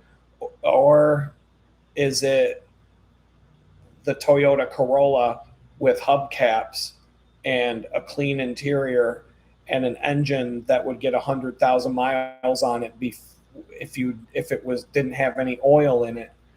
Would that be it? So that the Toyota was like, I was just, that was in my mind, and I'm like, yeah, that BMW is not worth. I could get this Toyota for the same price, and it's a car. And if I want to make the car look cool, put a bicycle rack on the roof. And now I'm rolling around with bicycles on the roof, and now I'm a cool motherfucker again, driving an economy basic car. But then I was looking around. Oh yeah, this was the car I was thinking about buying, being a Star Wars fan. You know, you see all the people driving around Houston with these wheels that stick out 20 feet from their car, so that if you're walking down the sidewalk, you know, you can kill somebody walking down the sidewalk without even having to get off the road. And that's fine driving that around Houston. So I figured, why not get a Volvo Star Destroyer, drive that around town? Just have to watch out, you know, don't tailgate people too close, but probably have a good time driving that around town. Um, but in the meantime, I ended up with this, you know, choice between the shiny BMW. That wasn't even that shiny. There's some paint that I would probably, the hood needed repainted. And at that point, it's like, do you go and paint it red and try to match it? Or do you paint it black and just put some, just make it look cool? Or do you get like a carbon fiber black wrap and have it wrapped? I don't know. But I was like, this Toyota definitely sounds like a better, I mean, if I'm going to spend the same price for this Toyota as this Beamer, I'm going to go with the Toyota. I mean, and that was just how it was. But instead I ended up with the, where is that thing?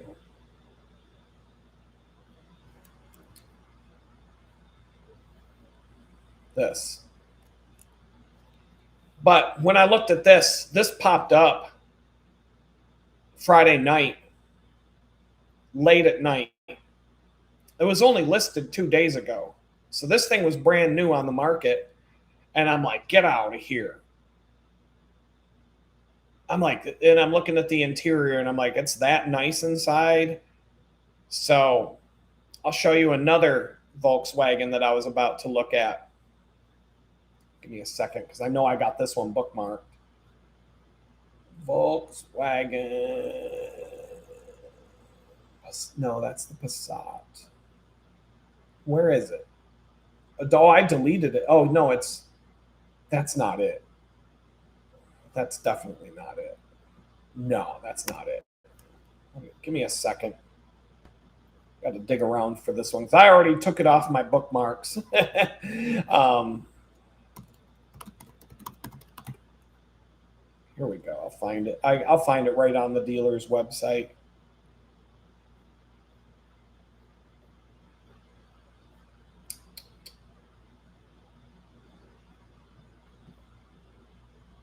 Might take a second.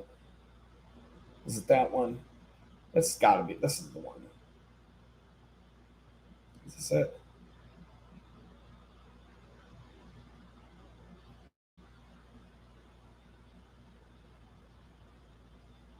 Come on. I don't think that's it. Hold on a second. There's more than one at this dealership. No, that's the one. All right, I'll share my screen.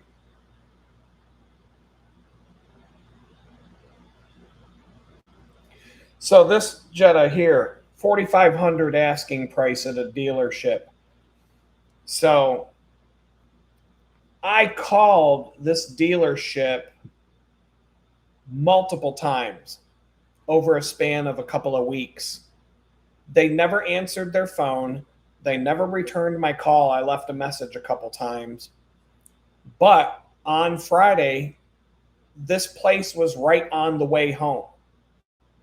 Right on my bicycle route. I was going to ride by the place anyway. So I'm like, let me stop, take a look. So I'm like, you got this 2016 Jetta sitting on the lot. I think it's a turbo. I'm not sure. TSI. So yeah. So anyway, you can't really see it in the picture. You can kind of see in the pictures, but I'll talk about it in detail. So I get to this lot. They're very like, the guy comes out to see me in the lot outside, and I'm like, yeah, I wanted to look at this Jetta, the 2016 that you have. This lot has all these cars sitting on it with like, this Jetta had 3 flat tires. 3 of the tires on this damn car were flat. And it looked like a hillbilly. This auto garage looked like, or this dealership lot, it looked like some Kentucky hillbilly, Eastern Kentucky hillbilly with 20 broken down cars in his front yard with like weeds growing up through the freaking grill on the front and coming out the cracks in the hood and stuff. This dealership, I'm like, oh my God. I'm like, so I look at the guy, I'm like, so if I want to take this on a test drive, you going to put some air in the tires or what? And I'm like, I'm laughing because I'm like, man. So I open up the door. I open up the driver's side door. Now the car, all the cars on the lot are covered in dirt, filth. Like the photos, okay, these photos must have been when they got it to the lot, but this car must have been sitting there for a long time because it's covered in filth. You could just write your name on the side of the car in the dirt. It was so filthy, so dirty. It was unbelievable. I was like, holy shit. But that's good that you show up unannounced because they don't have any time to go clean it up. You know what I mean? And prep it. So now I get to see how they're taking care of this car on the lot. Like I said, 3 flat tires. I could see in the photograph here that this back tire looks bald. And it was bald. It was, wow, man. The back tire was, I can't even think of it was as bald as Mr. Clean on this back tire. The other back tire had maybe what looked like it may have been tread at one point, but this one tire was like done. But like the front passenger, rear passenger, and rear driver's side tire were flat. And I mean flat to the ground, like not low on air, but just flat. And I'm like, you got to be fucking kidding me. So I go in here. Body has dings, you know, there's things that you don't see in the photograph. And when you're looking at like the seats here, you can see some like, these seats look like they were moldy. Like they were just like this whole, look at the steering wheel. You can see that's all chewed up and beat up. This car was beat. This car was beat. I'm telling you, it was terrible. The center console here, I didn't notice in the photographs, but the center console where the cup holders are was all smashed up. And come on, there's a photo of it. I just saw it right here. You can see the center console where the cup holder is just kind of broken and all just the parts are just kind of laying there all busted up and just I'm like, I looked at the guy and I'm like, he's like, I'm like, nah, I'm good. I just shut I'm like, I don't even gotta lift the hood. I didn't even look under the hood on this one. I'm like, no, we're good. I'm out.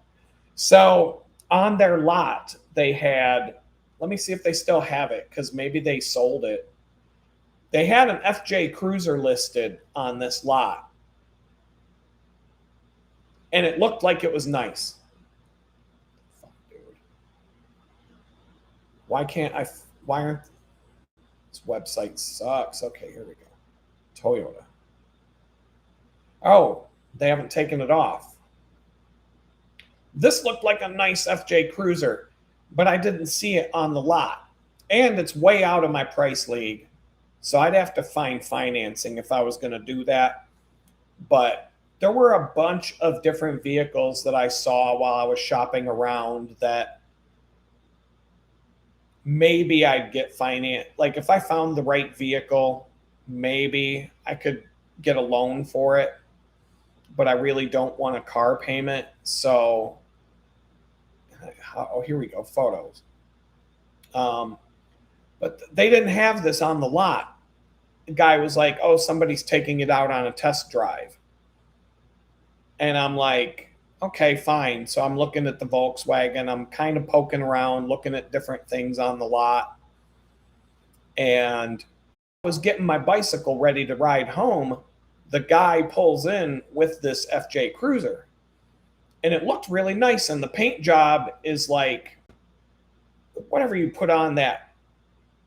It's like that armored paint that you put on that's like, that's like for off-roading. And I forget what it's called. You can, like, the bed liner kind of stuff where it's just like real thick and crusty, and you could brush up against a rock or a tree and it's not going to scratch it.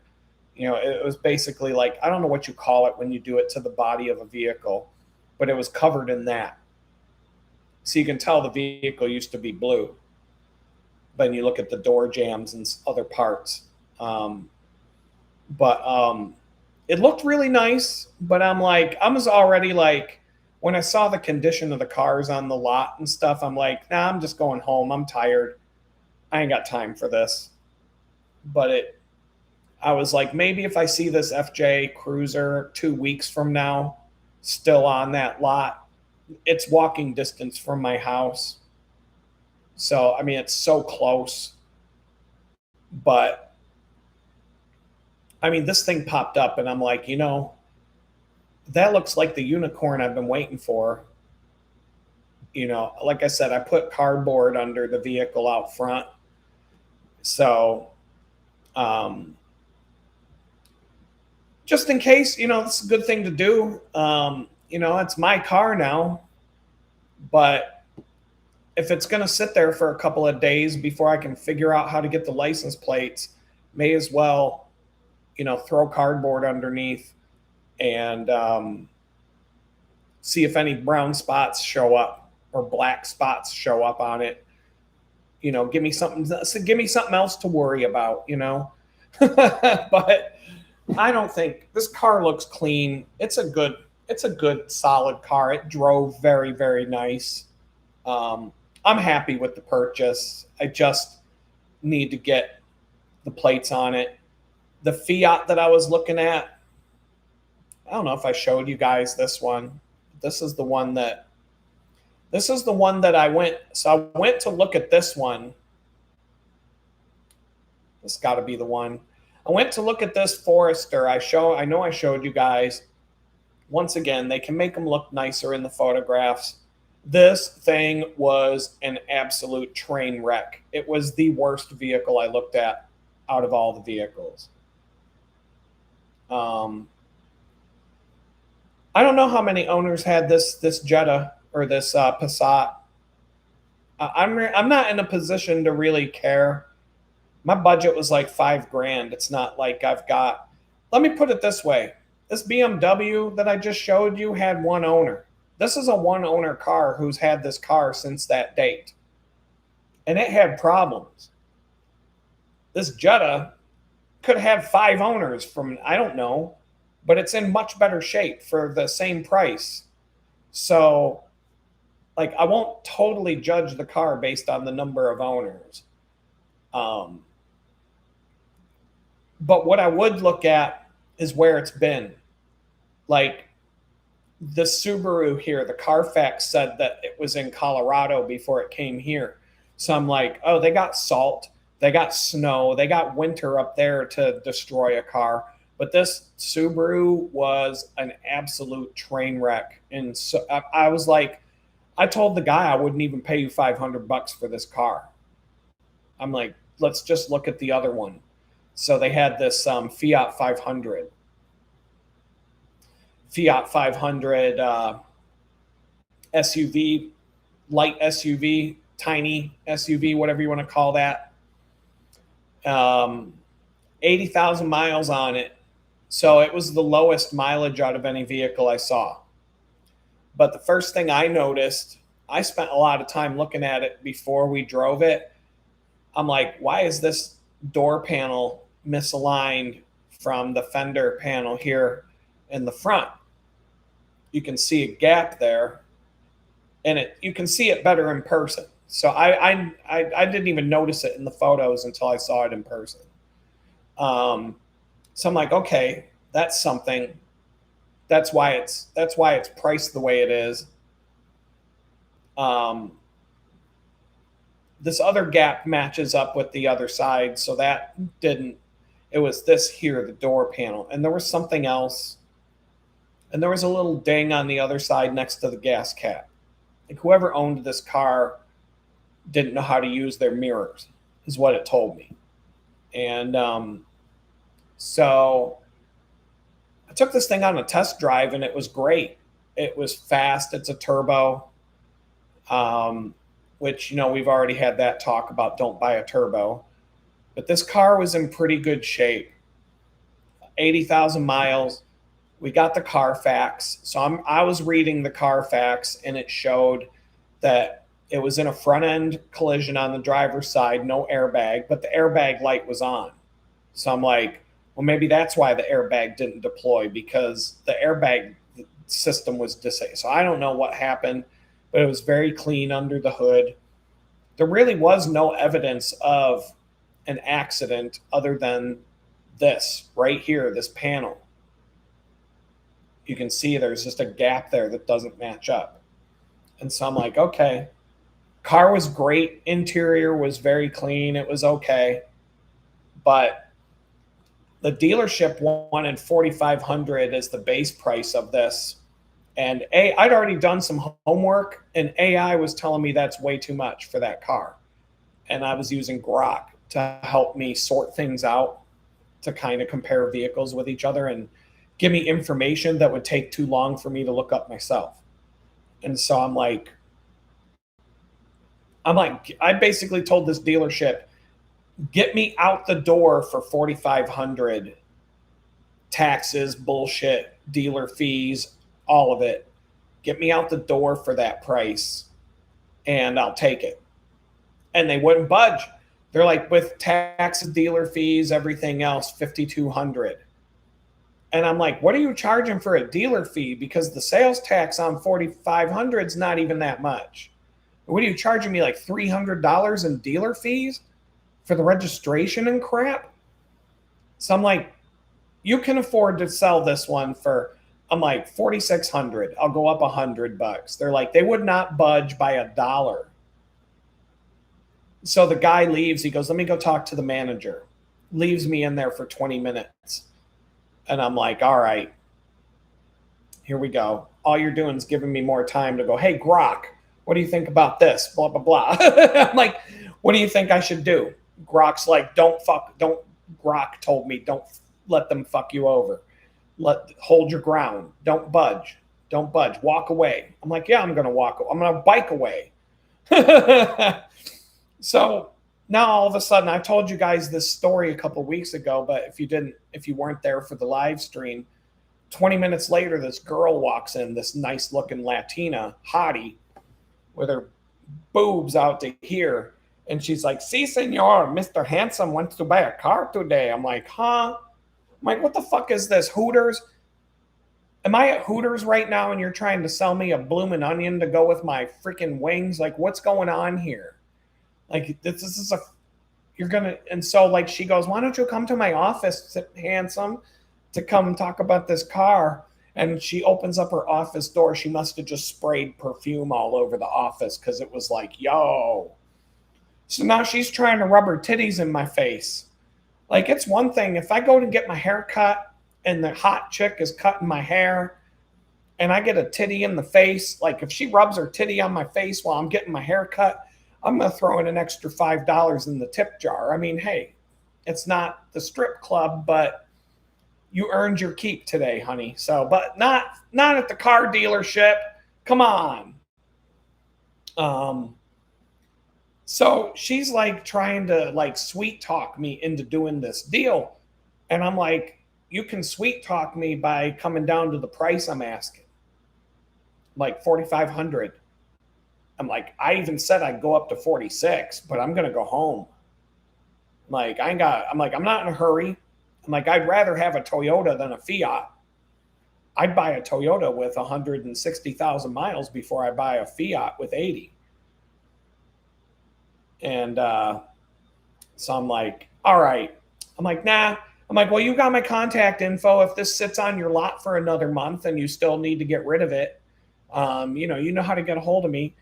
And so I go and I grab my bike helmet and I'm putting on my helmet and I'm getting ready to buckle it. And she's like, hold on, senor. Hold on, sir. She leaves the office. I'm like, okay, maybe she's going to cave in. Maybe I got the Hooters chick to leave me a tip today. But 10 minutes later, she comes walking back in. She's like, I tried to talk to the manager and he won't. And I'm like, who's the fucking manager here? The other guy goes to talk to the manager. You come walking in with your boobs hanging out. We go into your perfumed up office, and now you got to go. Where's the manager? Where's the manager? I don't get what. I'm like, I'm done. I buckle up my helmet, and I'm like, you know how to get a hold of me. I'm going to ride my bike home. And I just get on my bike and go home, and I'm expecting my phone to ring. On my way home, I'm like looking at the phone. I took the Red Rocket, so I've got a phone mount on my handlebars for that bicycle. And I'm expecting the number to pop up on my phone while I'm riding. Nothing. It's been like 2 weeks and some change since I went to that dealer. Car's still sitting there. And they haven't called me. So I was about to... Boy, I was close. If I didn't find a car this weekend, I was half tempted to just go buy that Fiat and just get it done because I really don't want to keep riding my bike anymore. My foot hurts like crazy. And I'm like, but then I see that Passat and I'm like, yo, that's a good reason to wait. And so, this Corolla... No, that one was junk. But that Corolla could have been a good car. Maybe I could have convinced the seller to keep the plates on it. It doesn't even have plates in the picture, so I doubt it. There's no license plate in the photo. Maybe he took it off to take the photo. I don't know, but you're gonna be very hard pressed to get a seller to let you keep the license plates on it when you buy it. So. But I feel like I got a good deal on this car. I mean, I got this for $3,800, and I just showed you a broken down jalopy of a VW Jetta that they had $4,500 as the asking price, and probably wouldn't have walked away with offering $3,800 to them. And that car sucked compared to this. So I feel like I did good. So I don't feel any regret.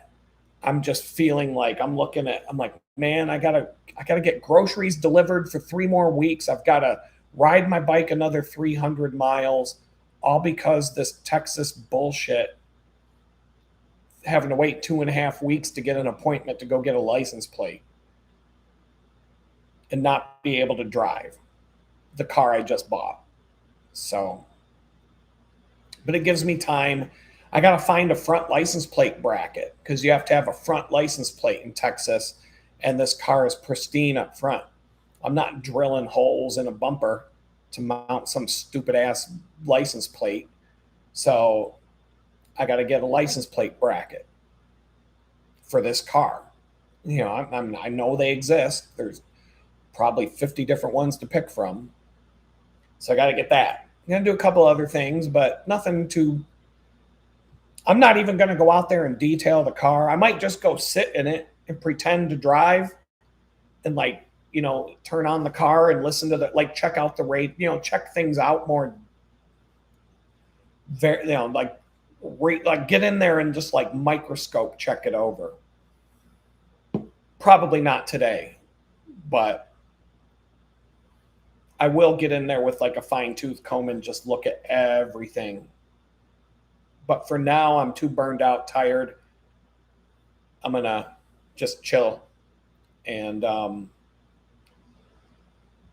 wait it out because, Texas, I don't know. Anybody who says Texas is a great place to live, I don't know where you got that from because my experience, it sucks. They make everything impossible here. So, anyhow, just gonna. I mean, the two options were what? Go to a dealership, pay much. I am not going to go get this car at a dealership for $3,800. No way in hell. No way in hell. But I would have been able to drive home. So I saved a good chunk of money. I've got money left over. I could have probably saved up. Here's a little scratch on the windshield here I noticed too, from the windshield wipers. The car could probably use a new windshield at some point. That was one thing I noticed. But I mean, this car is immaculate for its age. For a 13-year-old car, this car is in banging condition. This car is in damn good condition. I was looking at cars at dealerships that were beat to hell compared to this. So I don't feel bad. It's just I've still got to ride my bike 2.5 more weeks unless I can figure out how to get to the tax office quicker than the appointment that they gave me. But that's what's bullshit about Texas, man. If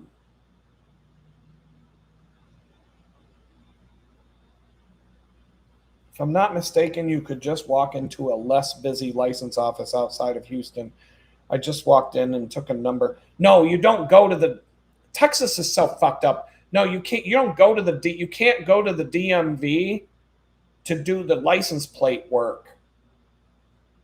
So supposedly, I was going to have to wait. So last week I wanted to change my driver's license to the new address where I live, and the website was broken. Long story. It's if you can watch the replay, it's there. But I had an appointment, and the soonest appointment I could get with the DMV was the end of October. I thought I had to change my license so that I could do the paperwork for the title. When you buy a car, you have to go to a tax office, which is different than the DMV, and they do the title work, and you pay the sales tax there, and then they give you the license plates there. But you can't just walk in there either. You need to make an appointment. And so the earliest appointment they had all of a sudden was October 9th. So I got to wait. It's September 21st, and I can't even try to get license plates until October 9th because this state is so fucking retarded. I mean, the weather is good. The weather. That's it. That's all I found so far in Texas that's good about this place. Everything else in Texas sucks. I hate this place. I'm not impressed at all with Texas. Not since I've been here over a year, and I'm good. The weather is the only thing so far. But what my hopes are is that, my experience is not, what is that? Oh, I got a hole in my shirt. Huh. All right. So my experience with Texas is not like the normal experience that somebody would have. So I'm trying to keep that in mind. But there's no way that you can even get a temporary thing. You can get a temporary 5-day driving permit for this car. And then I read the fine print. You're only allowed to drive it to the mechanic to get an inspection, and you're only allowed to drive it to the tax office to get your plates.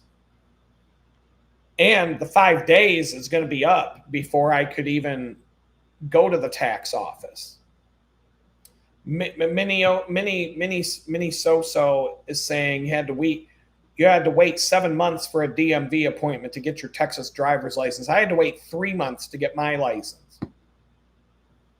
They give you 60 days after you move here to change your license from another state, and yet they make it impossible to meet the deadline that they give you. These fucking people suck. I hate Texas. But it's the state that elected George W. Bush to be governor. So it doesn't surprise me The state's full of retards. It's awful here. I'm not a fan of Texas at all. I hope that when I get a car someday, I have a car parked right outside. It's my car. I just bought it. I've got the title in my hand. It's mine. Got the keys. They're sitting over there. But someday when I have a car, I hope that I can drive around Houston, Texas. I can go all the way up and down the coast. I can go all the way down to the Mexican border as long as I'm like 1 or 2 counties. I think 3 counties from the coast all the way up the Gulf Coast of Texas is I'm allowed to go without having to get permission from probation. But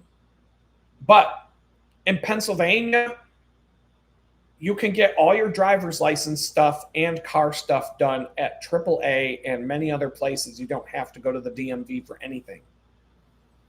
In Pennsylvania, I could go to AAA tomorrow, and get the license plates.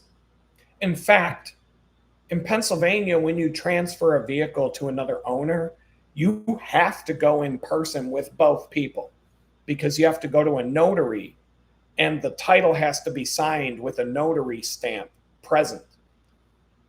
But they do all the paperwork and they give you the license plates right there. And you walk out, put them on. Now it's my car. You can do it at AAA. You can do it at the notary. You can do it at like an insurance company, like places that sell insurance will also have a notary. You can just walk in and do it. You can go to AAA when you need your driver's license. Like you move from another state, you can go to AAA, walk in, get a number. 15 minutes later, walk out with the driver's license in your hand, not a printout, not wait 6 weeks for it to come in the mail. They print the driver's license on a special machine right there. So I don't know, man. Texas, what the fuck? You've got to be the 50th out of, if you ranked the DMVs, I've only lived in New York, Pennsylvania, and Texas. I cannot imagine that any place is worse than Texas with this vehicle shit because everything that I need to do, I don't even have a car, and everything that I have to do vehicle related has been the worst of my life. And that's before I owned a car. It's the worst. This place sucks. And then on top of that, you're allowed to drive around with this crap on your car. Wait. You're allowed to drive around with this shit on your car. And that's fine. Like, so I can drive around a car. I'm going to get pulled over if I don't have a license plate because it's, going to be 2 months to get a license plate from this crooked ass state. But I can put on these things from a Roman gladiator chariot race on my car and kill someone walking down the sidewalk without even having to get off the road. And that's cool.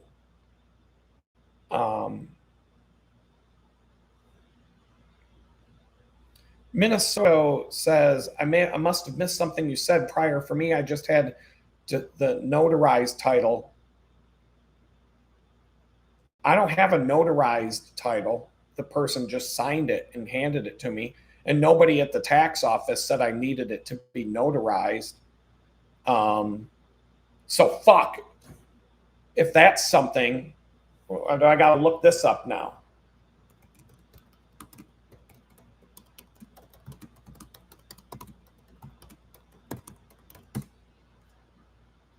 No. A Texas vehicle title does not require notarization to transfer ownership in most private party sales. So we're good. I actually talked to the tax office on the phone last week so that I knew what I would need because I was having a problem. The government website didn't work for me to change my address on my driver's license. And so I had to set an appointment for the DMV here.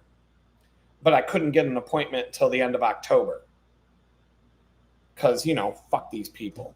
And so I thought, I wanted to check and see if that would even be a problem.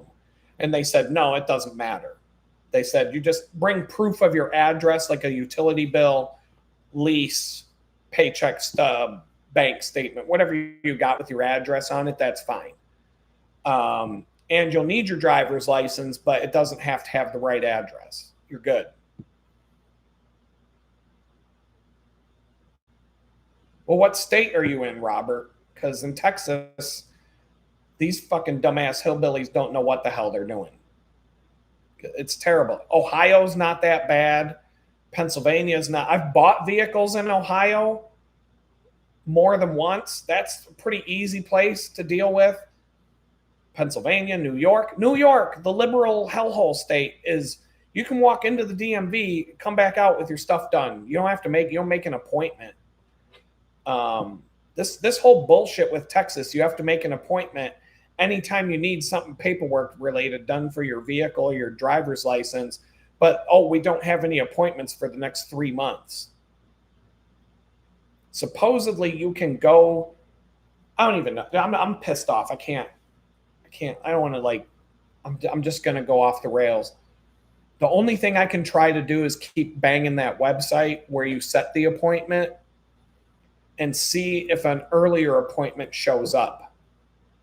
Because I looked on Thursday for appointments at that office, and they had available appointments Friday and all of this coming week. Monday through Friday were all wide open.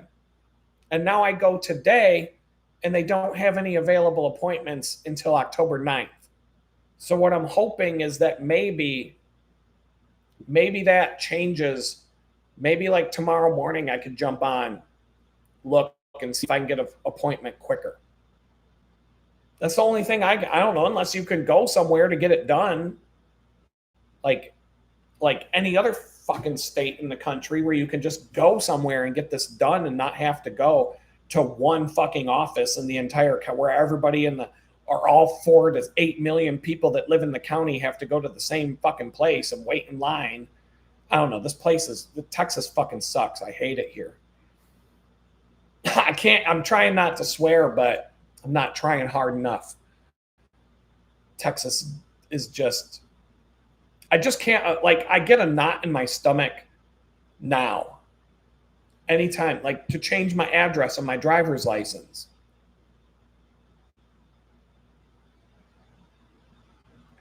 Tax office for plates was walk in. Is it a different county? Maybe if I could go to a different tax office in a different county and register my vehicle for this county, that would be doable. But I'm in Harris County, where I'm in the same county as Houston. So Travis County, that's why. I don't know what Travis.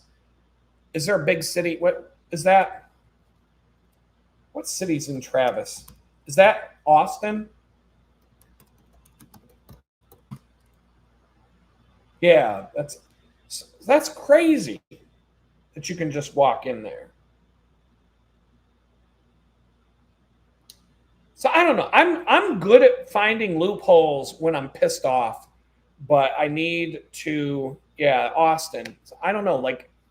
If I could go to Montgomery County and do it, I could do it tomorrow because I can ride my bike. I go to Montgomery County for my job tomorrow on. I could just be ride my bike, stop at the Montgomery County tax office and do it there if I can do it in a different county.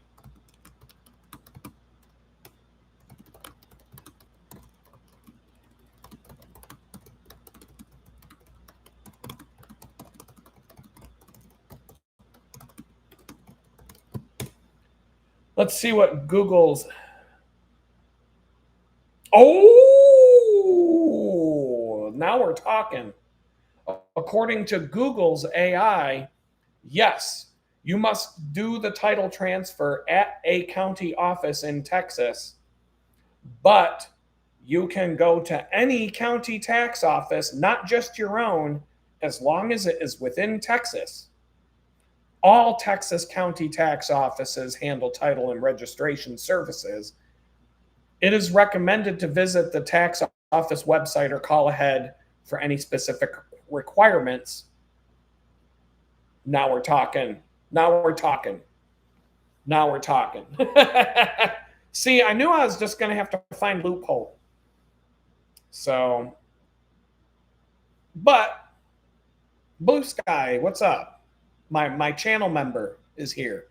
I'm still gonna schedule a members only chat live stream. So if I have one member, that's like gonna have the whole thing to yourself. But I'm like, my mind is shot out today. But I think there's some good information today coming out of this chat on like how to go through the Texas nonsense to buy a car. I'm learning as I go. I'm not going to lie. I think this whole thing, as irritated as I am about certain things, it's definitely been a good educational experience so that in the future I know what to do. I know how the thing works. But anyway, Blue Sky, I don't know how long you've been hanging out. This is the car I bought today. So I got this. I got a 2012 Volkswagen Passat for $3,800. And I got the title in my hand. It's parked outside my door. It's a sharp looking ride. It's in immaculate. It's in immaculate condition for a car this young, this old. 11-year-old car. It's got 148 ish on the odometer. Airbag lights on. Maybe there's a couple other small things, but it's in really good shape. There was a Toyota Corolla that I showed you guys in the last stream. Let me just pop it back up again because I know that's right here at the top. So today it was this car. I set up the Volkswagen to go look at first, and I was looking for a reason not to buy it. And I test drove it. I looked it over pretty well. And I'm like, the only thing about, I'm like, that looks like that's just a nice looking car for that price. Oh, Jared is a channel member now. We got two in the house. Welcome to you. Jared is now an awesome channel member. And I don't even know all the stuff. I do have a Discord server set up. I think Blue Sky, I think you did show up there and said hi, but you had a different screen name or something because you sent me a message saying that you did, and I saw it.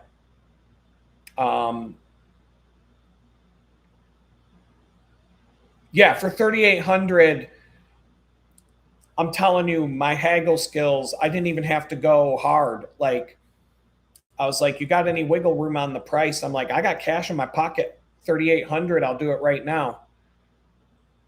And I'm like, the guy said yes so fast that I'm like, shit, I could have asked for 35. But if I'd gone 35, he might have been like, well, how about 42? And we might have gone back and forth, and I might have ended up at $4,000. But I mean, $200. I was like, boom.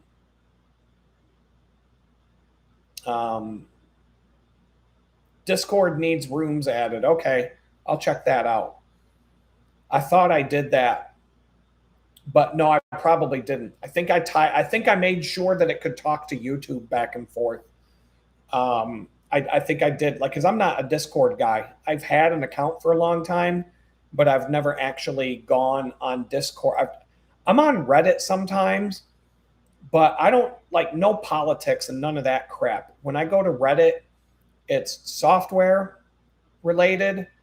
I'm usually like trying to figure out how to fix a bug or having a problem with software. And when you Google software issues, you usually get these two websites as a result. You get Stack Overflow, which I don't see very much anymore, and Reddit in terms of like people talking about said bug, or you get the company specific message boards, like Adobe's own website or whatever it is. And then there's bicycling forums on Reddit. And there's one that I stumbled upon because I was looking for information, but people who don't know squat about bicycles are always posting questions there. And I'm like, it's my good karma. I go and I answer people's questions about bicycle repairs. And a lot of people have told me that I help them out. So I don't know if I'm helping Democrats figure out how to get their bikes working, whatever. I don't really care. That's the only reason I'm on Reddit is for software and for software issues and looking at bikes questions and answers. And, I'll probably be on a Volkswagen forum now because every vehicle that you own will have a club online to tell you what's wrong with it and what you got to do to keep, what you got to look at, what you got to do to fix it, all those things. So as far as the channel memberships go, yeah, I haven't seen the $600 from YouTube yet show up in my AdSense account. But I haven't really been paying attention either. And then they also said they'd give me a bonus for $6 for every new member that signs up. And they forced me to create 2 tiers of memberships.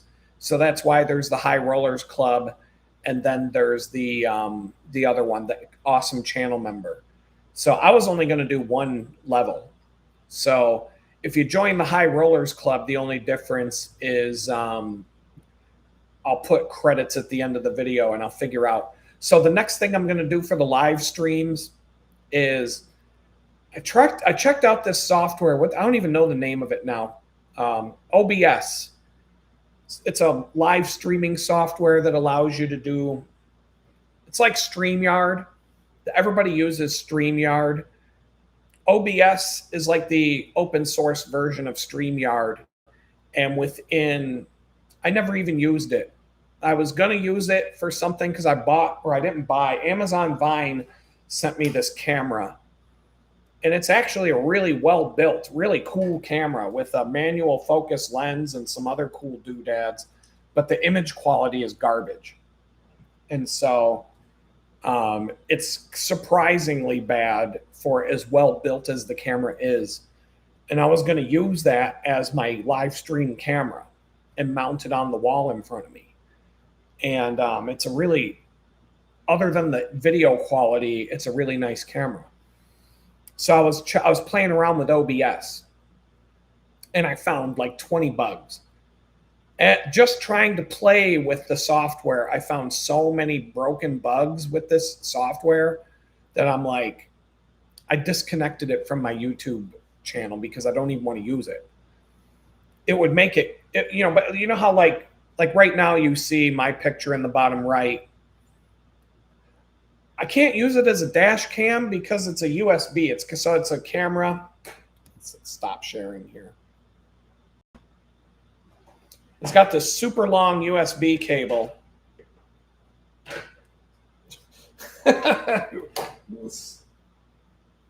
Here it is. So it's just a standard USB cable at the end of this camera.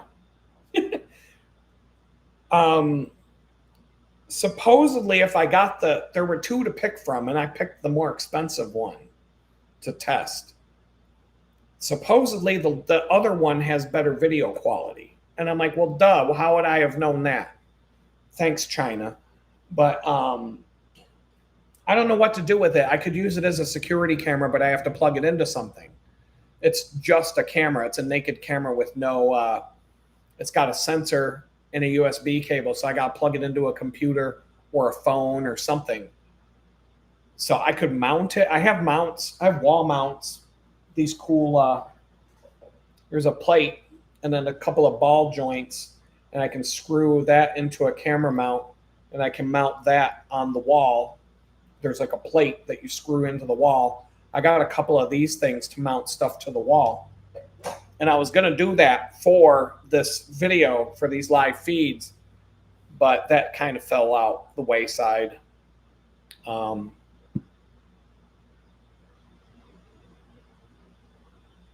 now I'm in a better mood now because now I can get that 5-day permit to drive my car. Man, if I don't even have to ride my. I'm gonna get off this stream here in about next 5 to 10 minutes, but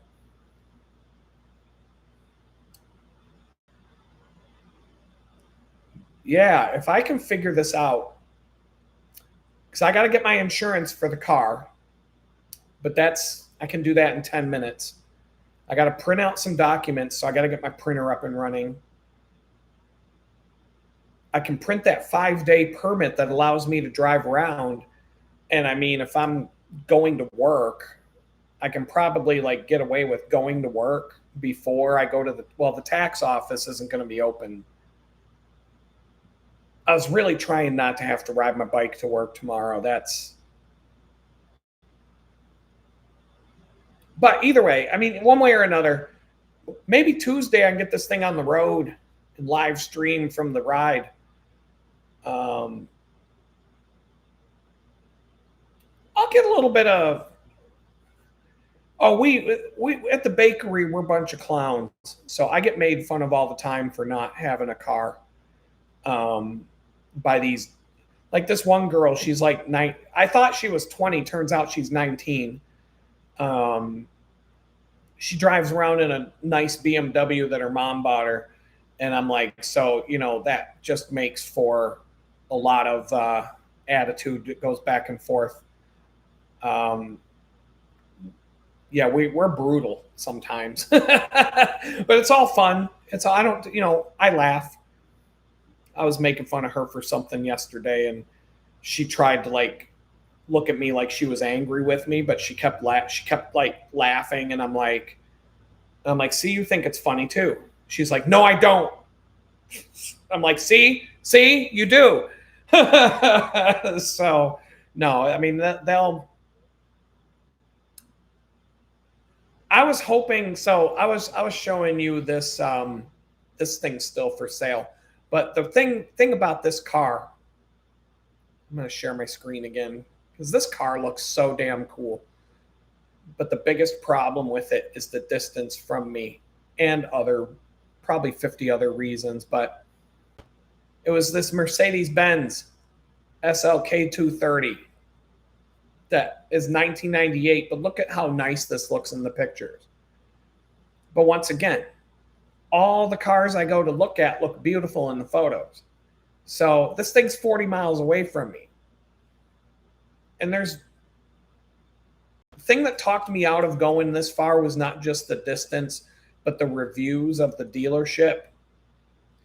It kind of made it sound like they detailed shit out of junk cars and they clear out all the codes before someone takes them on a test drive. And then you're going to be driving home. You're going to get halfway home. All the lights on the dashboard are going to go off and you're stuck on the side of the road somewhere. Right. And so I'm like 40 miles on my bicycle.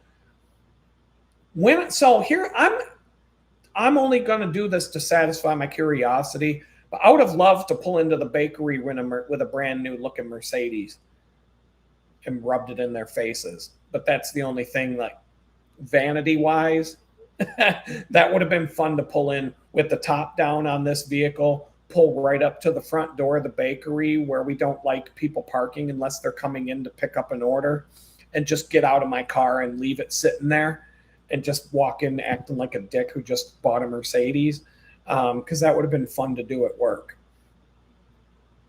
I don't think it's not, you don't have to use a filter to make it look super clean.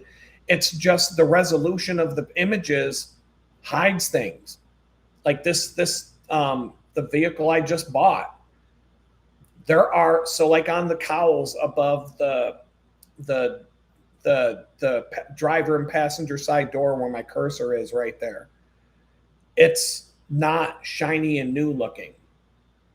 It's got a little bit of patina, I guess would be the right way to describe it. But it's kind of like in that situation, like my Jeep bumpers used to look white because they would be so ugly and so sun faded and everything.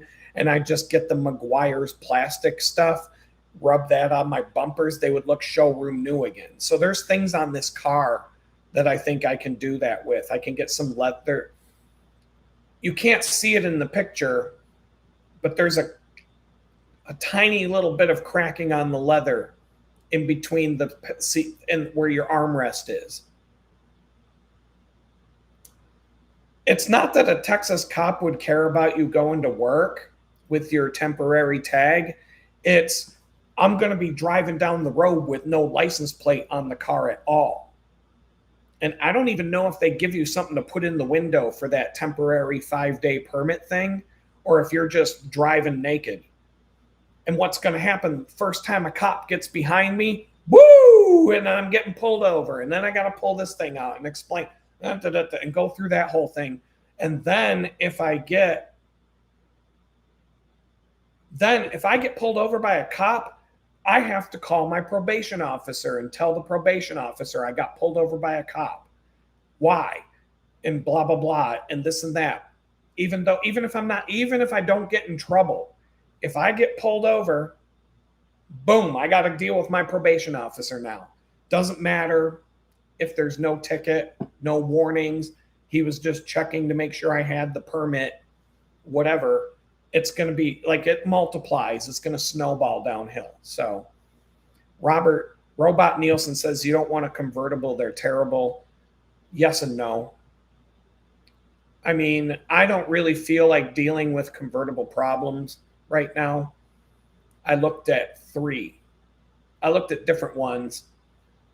The Mercedes, this car in particular, your problem's going to be the hydraulics that lift and shut the hardtop.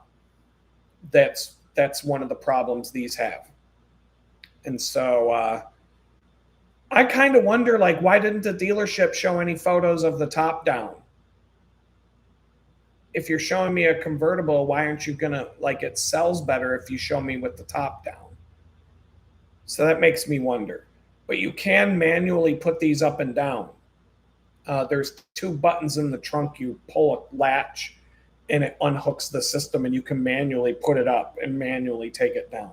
And then you might have leaks. You got to make sure you don't have leaks. Now, my Mini Cooper had a giant sunroof that was the size of the whole roof. It was huge. I don't even know where the thing went when you pulled it back. But all 4 seats, the sunroof is so big that all 4 seats were, it's like the Mandela effect. I don't even know, because that car was crazy. That sun was so big on that car that all 4 seats would be in the sun. Yeah, I'm like, where did it go? But yeah, I didn't get pulled over with no plates. Anecdotal. I mean, you might not. I have seen cars drive around with no plates as I'm biking, and I'm like, what's going on? And now I know why that's actually a thing. I don't know if they give you, I'm just going to, one thing at a time. My next move is to get the insurance.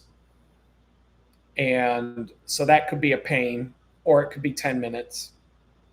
I have quotes out from 3 different companies for multiple cars, because every time I'm about to go look at a car, I try to get a quote. So I should be able to just make a phone call and get an insurance card, or do it all online after I'm done with the live stream. And I got to order some groceries or something. I'm pretty much out of food. Should probably do that soon, so that I get my, after dark, my place can be hard to find. But then I get my groceries for free if they take them to the neighbor's house. So one way or another. Liability or full coverage. I would like to have full coverage on this car. They're going to rape me for the insurance right now. Most of the vehicles I was looking at for just liability for 6 months, $800. I used to be able to get a year's worth of full coverage on 3 vehicles for $800 a year before I was arrested. Now they want $800 for just liability, but it's because I haven't had a car insured for 3 years. So they look at that and they're like, oh, he's a risk. And it's not because you're a risk. It's because we can jack more money out of him.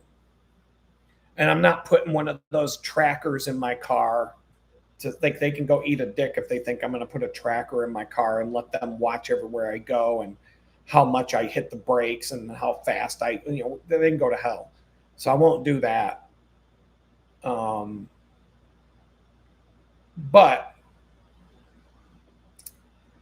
I did the Progressive thing where they show you the rates from the other providers.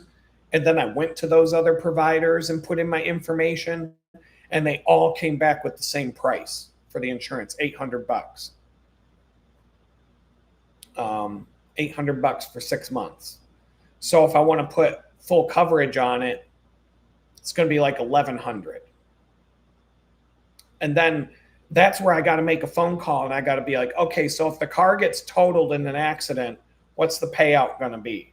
Because is it worth getting full coverage for a car I paid $3,800 for if they're going to give me $1,000 in an accident?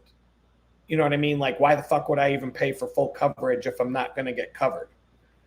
Or would I get enough to actually go out and buy another car? But the other thing I'm thinking about doing just for kicks is to go look at that Mercedes, but I can at least drive there to go look at it, just because I want to put it in my head that that car was trash. And I'll do it unannounced. I'll drive out there, pull into the lot, and be like, hey, I saw you had this SLK. I'm interested. Let's take a look. I just want to see what I can do. But I'm not going to buy it. I'm just going to look at it, see what they'll give me in trade for the car I just bought. Like, I might just play with them because I'm just interested because it looks like such a nice classic car that's in such good shape. But I feel like I did good. I feel like I got the car I was supposed to get right now. So, but it's been fun. I'm glad I did the live stream. I actually feel a million times better now just hanging out with you guys than I did 2 hours ago. And I felt, and I'm supposed to feel good that I just bought a car, but I never do. I have never once bought a vehicle and got home feeling good about it, ever. You always have that. What the hell did I just do? Buyer's remorse, whatever you want to call it. Oh my God, what problems am I in for? Like, it's never fun. I've never gotten home being like, yay, look at my new car. I'm always like, boom, boom, boom, boom, boom. What the hell did I just do? So, like, I'm just like, it's cool though. I know that this is just part of the natural way of things, and I'm not like, didn't expect it to be any other way. So, but I am going to get going because I need to get some food in me. Need to get ready for another bicycle ride tomorrow, probably, or at least jam on the paperwork and see if I can figure out a way to swindle my way into getting my stuff did tomorrow, one way or another. I can certainly, if I can find the tax office that's close to the bakery, I can leave the bakery to go do the tax thing. If I can just walk in to the Montgomery County Tax Office, as long as there's one, I can do it. If I can do it tomorrow, I'll do it tomorrow. If not, I can go on a drive. I can find a county that I'm allowed to go to, some podunk hillbilly town, and just be like, hey, I'm on a drive. I'm out having fun. Drive to some podunk hillbilly town's tax office and do the title and come home with a plate in my hand. I'll be good to go. So, yeah, I'm going to do that. I'm glad somebody suggested that. I think that was in the back of my mind already.